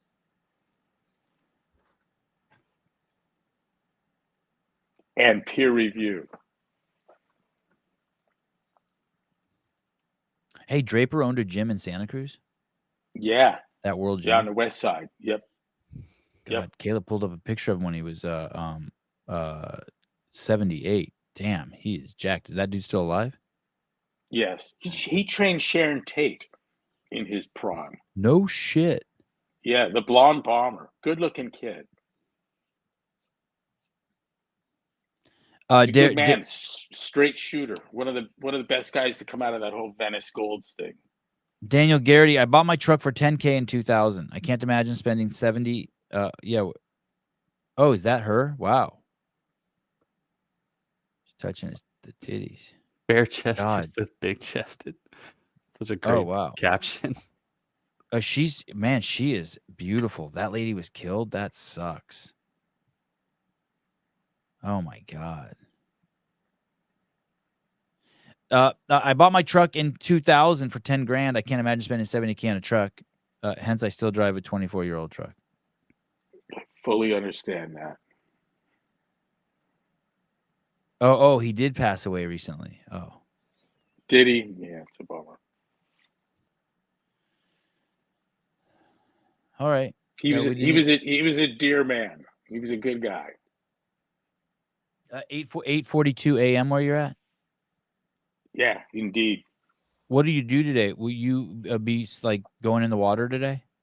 We're gonna eat breakfast here at the hotel, and then we're gonna get in the dinghy and go back out to the boat. And then I don't know if today we go to Bird Island or whatever, but there's other places to see.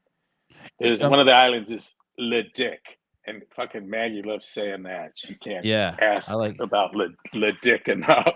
I like Le Dick too. Hey, is there Where anyone are we going on today, Maggie? Do we really? Are you serious? Oh, hey, we're staying here another day.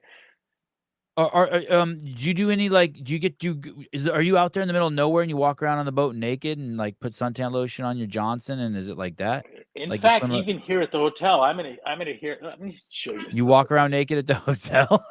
Yeah.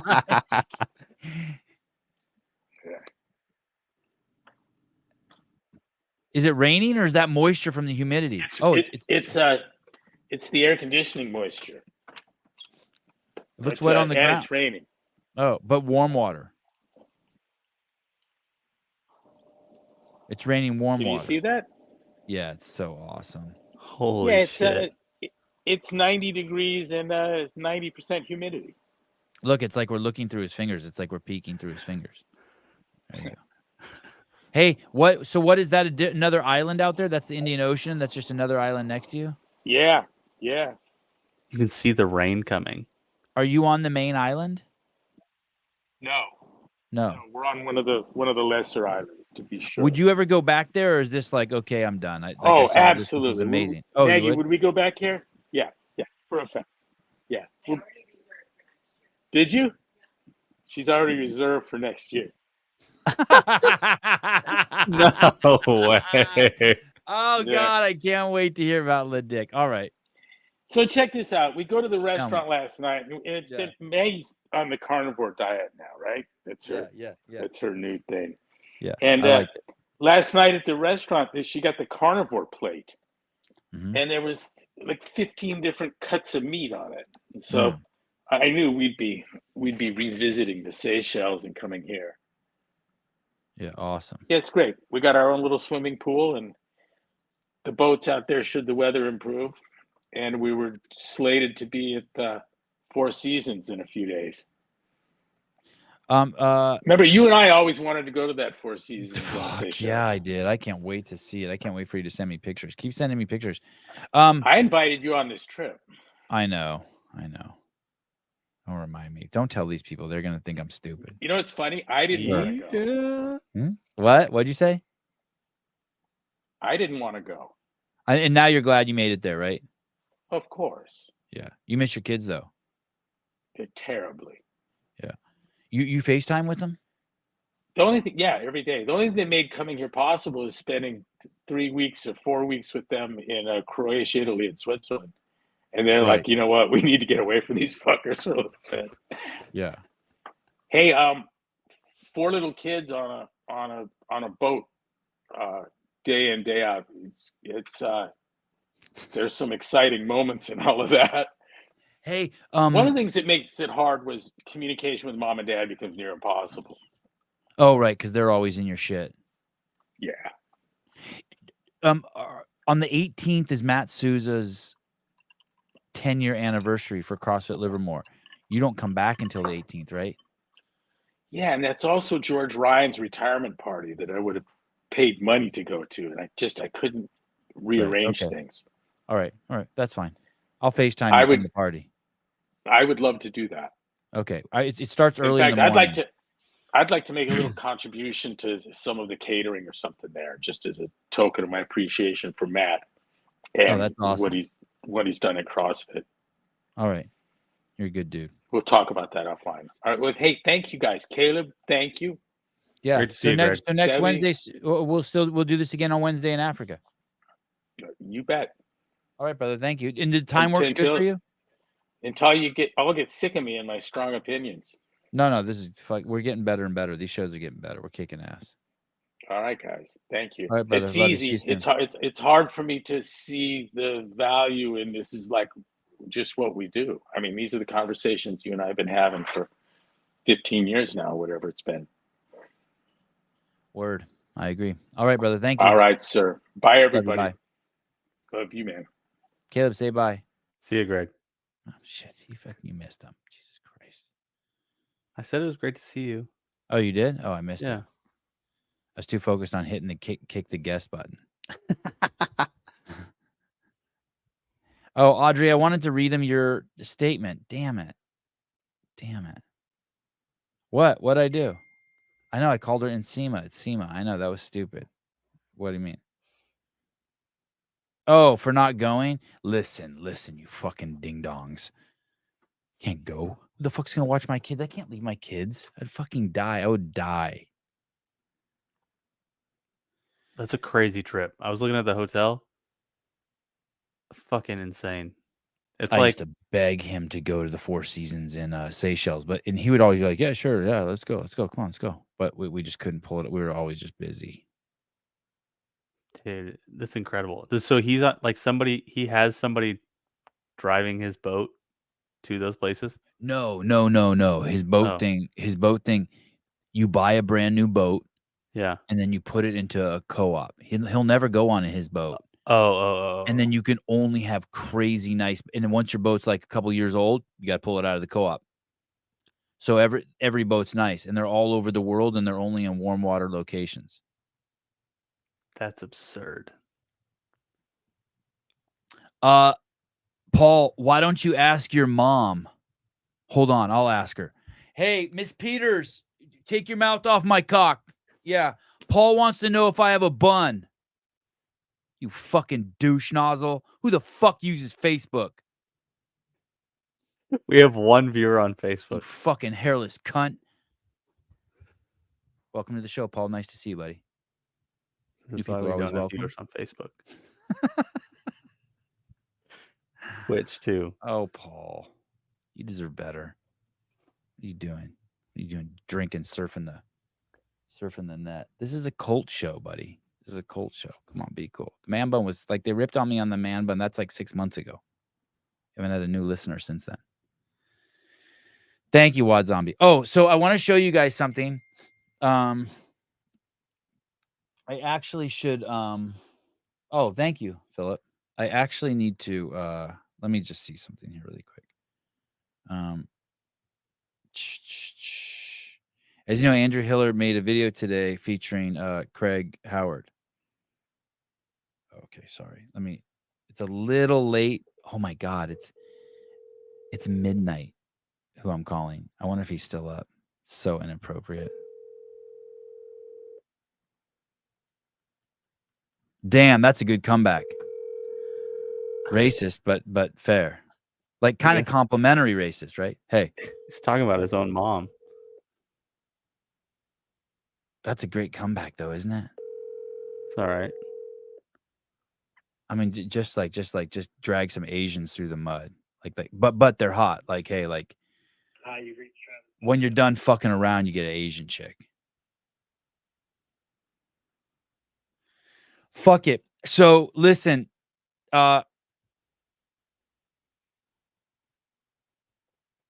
Andrew made a video today. So there's this clothing brand. I didn't watch Craig, Mr. Ritchie's video, and it's kind of fucking douchey move on my part, but I got a little douche in me, so whatever. So I saw Craig Ritchie at the games, and I said hi to him like so many times that eventually he had to say hi back to me, and his chick Chaz had to say hi to me, and it ended up being good there. It was fun. It was cool. I liked them, and I enjoyed working side by side with them, and it's important for me to like them. Oh, Jeffrey, you're not gonna like this. SE Fitness, I'm Asian, want some dick. And so Craig Ritchie has this brand and it's called Hustle. HSTL, Hustle. And that should be gangster shit, right? Yeah, I think so. Hustle. With some gangster shit. Hustle. Oh, you guys aren't gonna like this. You guys are not gonna like this.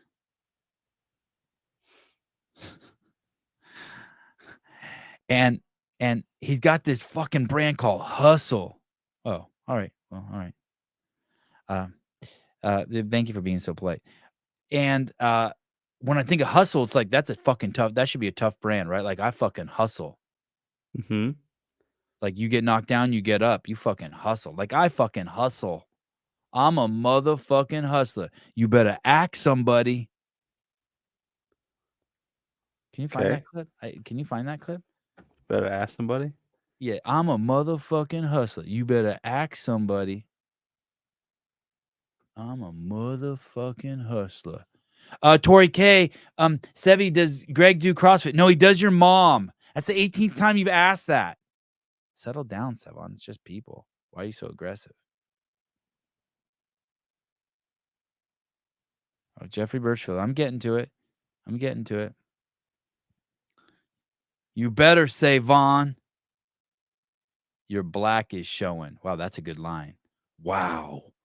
Oh, my God. That's a great shirt. My black is showing. Your black is showing. Oh, my God. That should be the name of my podcast. Should I change it from the Sevan Podcast to Your Black is Showing? Oh, my God, dude.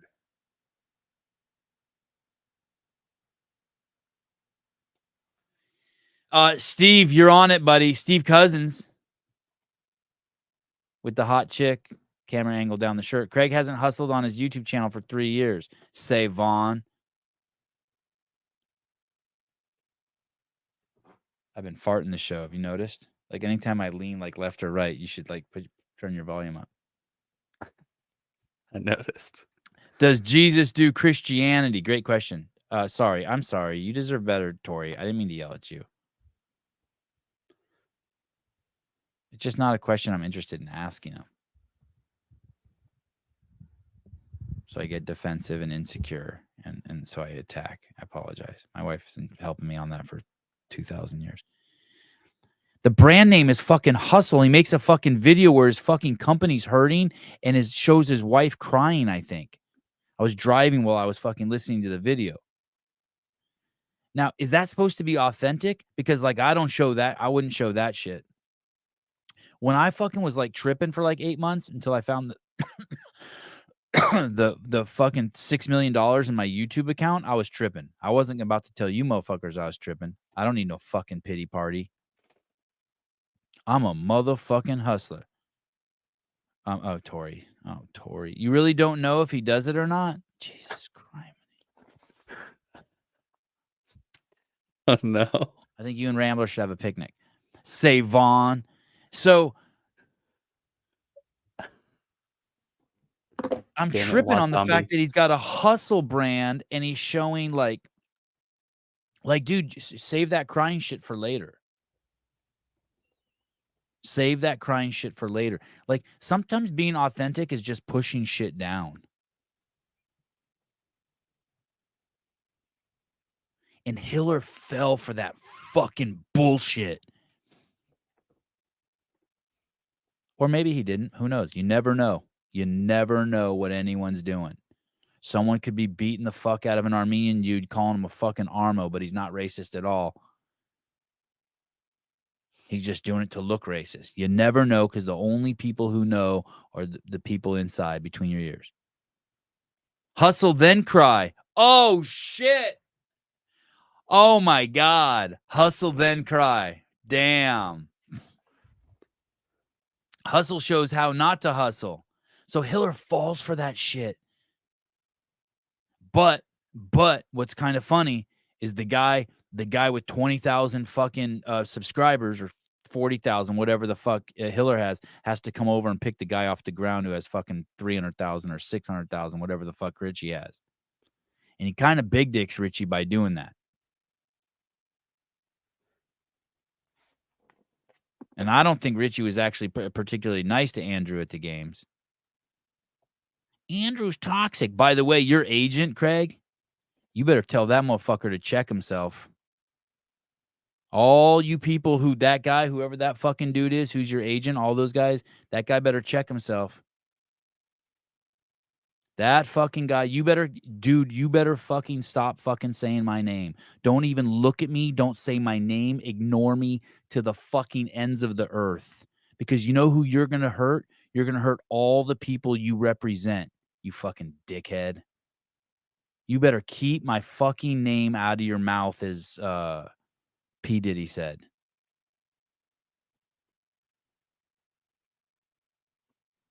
I know it's Will Smith. Are you multitasking? Anyway, so. Yes. Wad Zombie sent me a picture. I don't know. He probably sent it to you too, but I'm fucking dying. You know what I'm going to start calling you in terms of, to help me get over my Islamophobia? Khalib. Oh, okay. Yeah, Khalib. I think I did that when you were over in the wherever you were.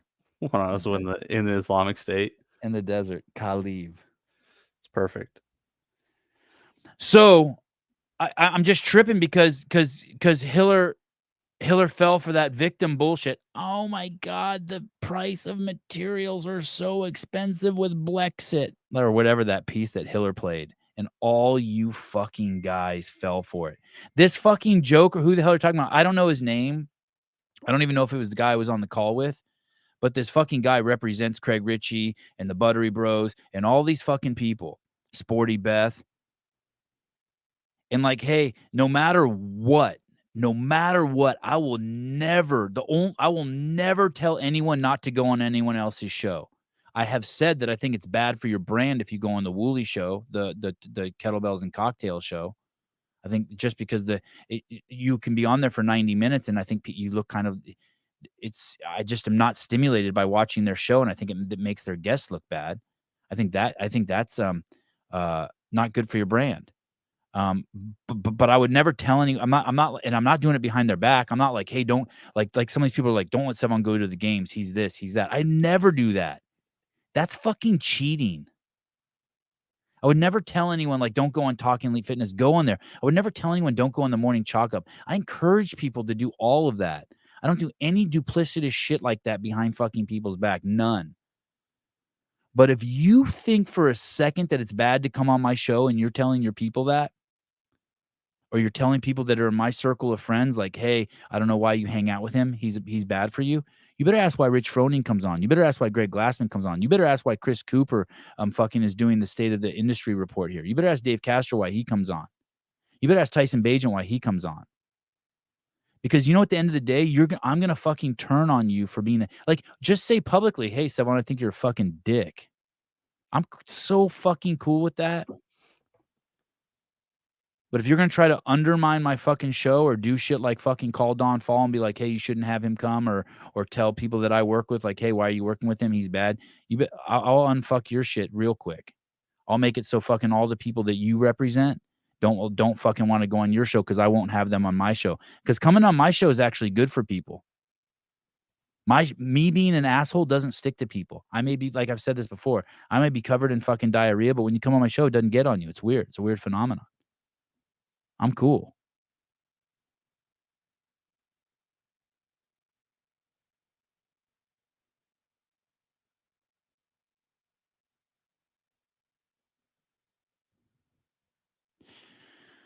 Philip Kelly, what about the seminar staff who think are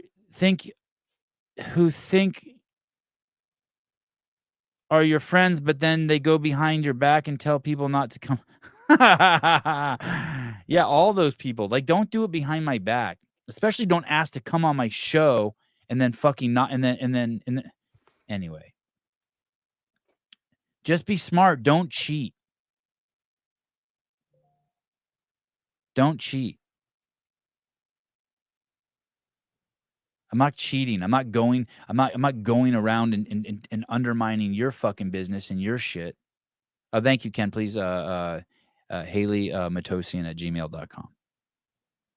The time code is 2 minutes. Did I have a stroke, Caleb? Really paranoid about having a stroke and someone not telling me. I'll just watch it happen. It's okay. Do the injection. Okay, so I am releasing a shirt. I'm playing with something down here. I should stop playing with it. It probably looks like I'm touching myself. It was like a twist tie. Just play with my Oh shit! I only have one toe spacer left. Oh, what? What do you mean left? They're not disposable. Don't you just use them once? Throw them away.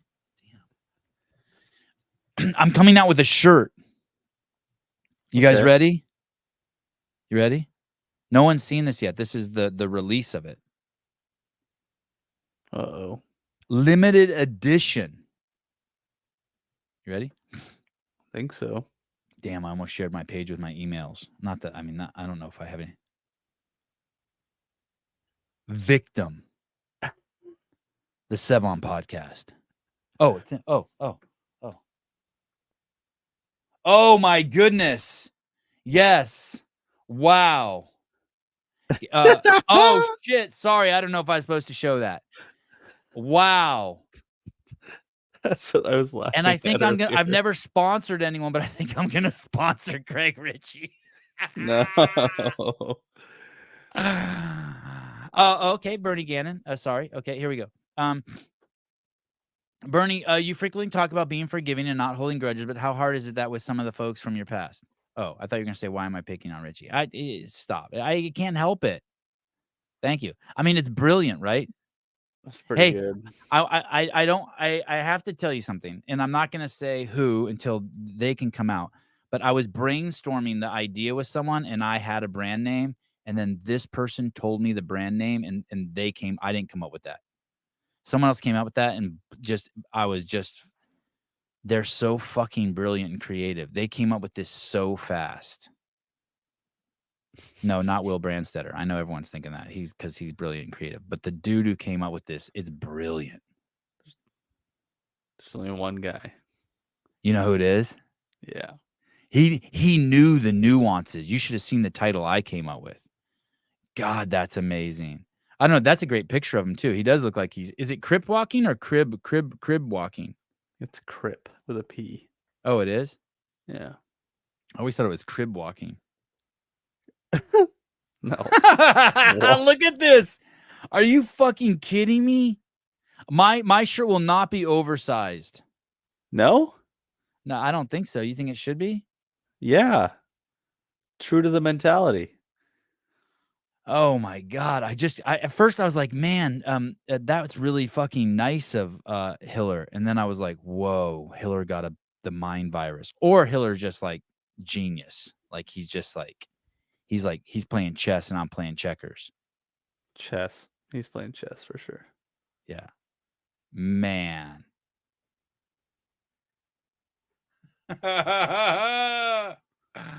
Oh my goodness. Oh no oversized. I know. Let's talk to Caleb. Let's talk to Khalib. No. Oversized for sure. Oh my VCTM. Oh my goodness. It's so good. Oh my goodness. The font is great. It's fucking so good. Oh my goodness. Oops. Now that's an email. That's okay. That's just my show notes. Oh, could have God. been nudes of my wife. That'd have been bad. In your email? What? No, I'm joking. I don't have nudes of my wife. I'm just joking. Okay, let me see if I can Using dial-up? Oh shit.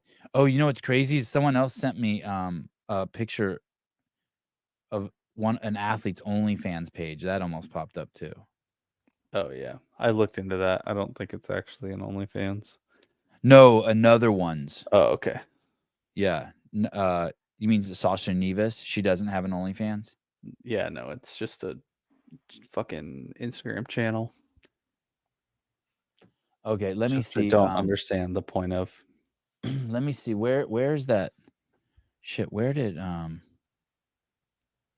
need to close some shit on here in case that happens again. Yeah. You have like 100 tabs open on one window. Where was that original? Oh, okay. I'll put this. Okay. How about this? Let me see. How about that? You think I should go back to this look? Yes. Look at the beard. Yeah. Thank you. You're so supportive. Okay, where is the what was the this. Okay. It's mild, Bruce. It's nothing. What? Bruce is asking if it's mild or spicy. I said it's mild. What is? Sasha Nievis's OnlyFans page. Oh.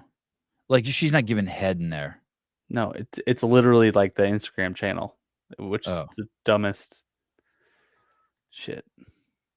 Yeah, the other one with him actually wearing the clothes is pretty crazy.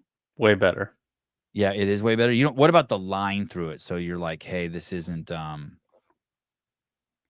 didn't even notice that. Okay. Yeah, that's kind of cool. Maybe so it's like a anti thicker line. Could you make it a thicker line and still know what it says? Thick, sure. I don't know. Man. I didn't even mean to just pull that other one up. I just was like double clicking it to see it. Let me see if I can make it how do I make it bigger? Here we go. Okay. Oh, this is kind of cute. Look at this. You'll like this. This is me and Craig together.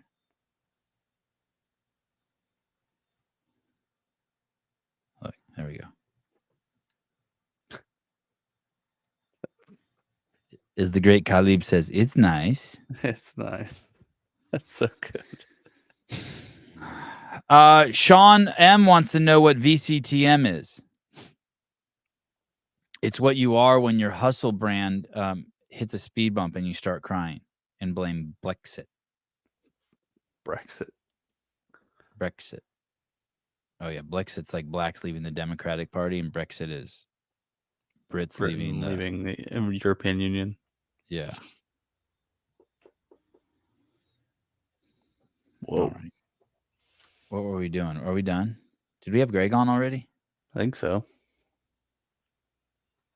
Trying to think if there's anything else.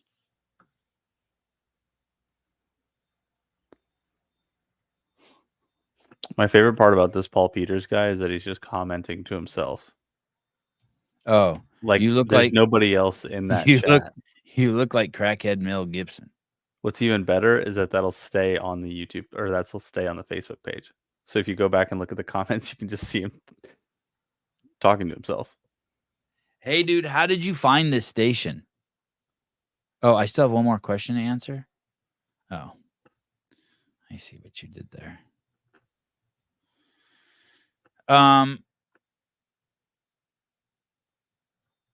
Zach, my favorite part was when he said the $250K he saved had to go back into the business and save it. That's business. Yeah, it's weird. We have to get Hiller on and ask him if, like, what the fuck he actually meant by that. Am I doing Chad? Chad who?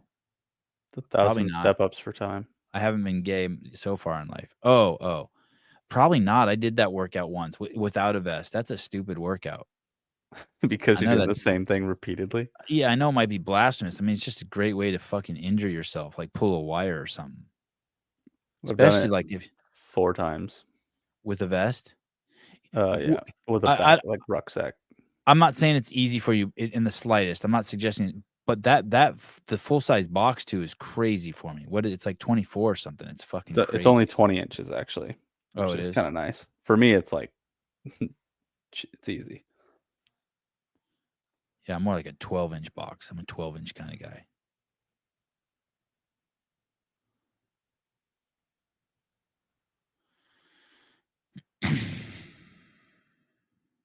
Anything else you want to say? Anything else you want to say, Mr. Peters? I'm trying to think if there's anything else we need to do. I feel sad leaving everyone, but I think it's time. Oh, fuck, it's 9. Oh, it's midnight where you're at. 11, 12, yeah. Oh, what happened with, what'd you say? 11, 12. Oh, yeah, Nebraska. So, okay, we'll wrap up the show here. What happened with the pipe? Can I tell you what I think happened? I'll tell you what I think happened. You went to Home Depot and you got some welding equipment and you welded for the first time. Close. I got equipment to solder it or braze it, which we found out what brazing is. And we attempted to do that. We meaning you and your pops? Yeah, at first it was just me because I was like, I'm gonna fix this problem right now. It's gonna be no issue. I made 3 trips to Home Depot or Lowe's yesterday, and then couldn't get it fixed. Came home for the night, and then today, this afternoon, I did another trip to Lowe's because we thought maybe we'll try a different substance to try to solder it. Can't you just go on YouTube and see how to fix copper pipe? Dude, I'm telling you, I've watched every fucking video on soldering copper pipes. Yeah.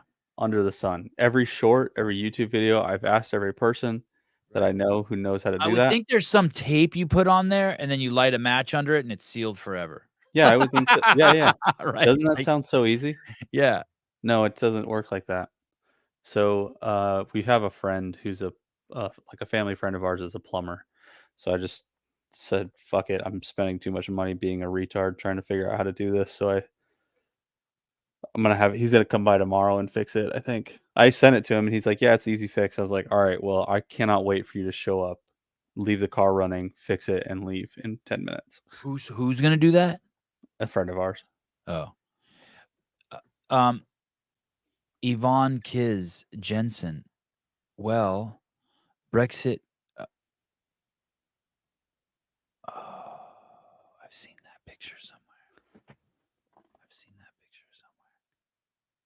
Is it the Matrix? No, I've seen that picture somewhere. I'm trying to think if I'm having an adverse reaction to it. Like this person said something before. That person has that like same profile picture somewhere else under a different name. I'm going through the fucking giant fucking Armenian brain of mine right now.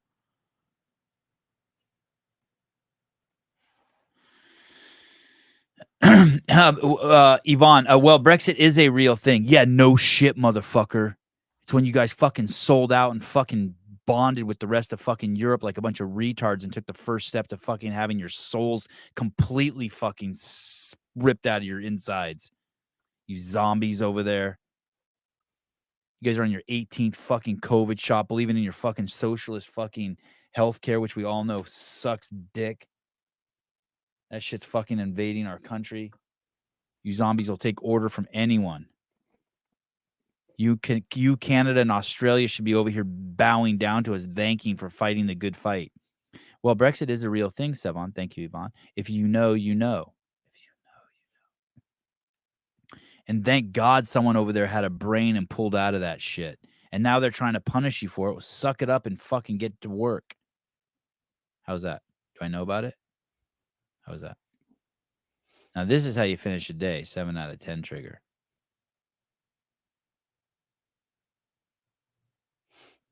They were so stupid to ever go along with that. Thank God they pulled out of that shit. And I know what's happening. I know they're fucking you when you guys are pulling out. I followed it a little bit. But you have a bunch of you guys have more sheep than we do. It's crazy. You guys are fully bred. We have the middle of our country, thank God. You guys are fully bred to be sheep. And same with the Australians and Canadians. Those of you who get out of that are so lucky. Kind of lucky. It sucks. It's like being smart with everyone around you is not. It's like, you know what it's like. You're there. All right. I'll see you guys tomorrow morning, 7 a.m. Pacific Standard Time.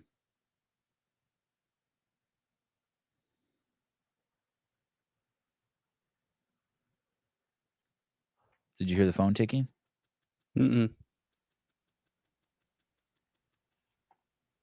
Oh.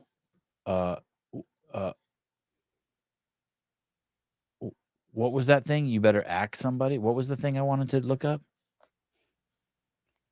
Yeah, I tried to find it. I couldn't find exactly what you're looking for. Okay. Bye-bye.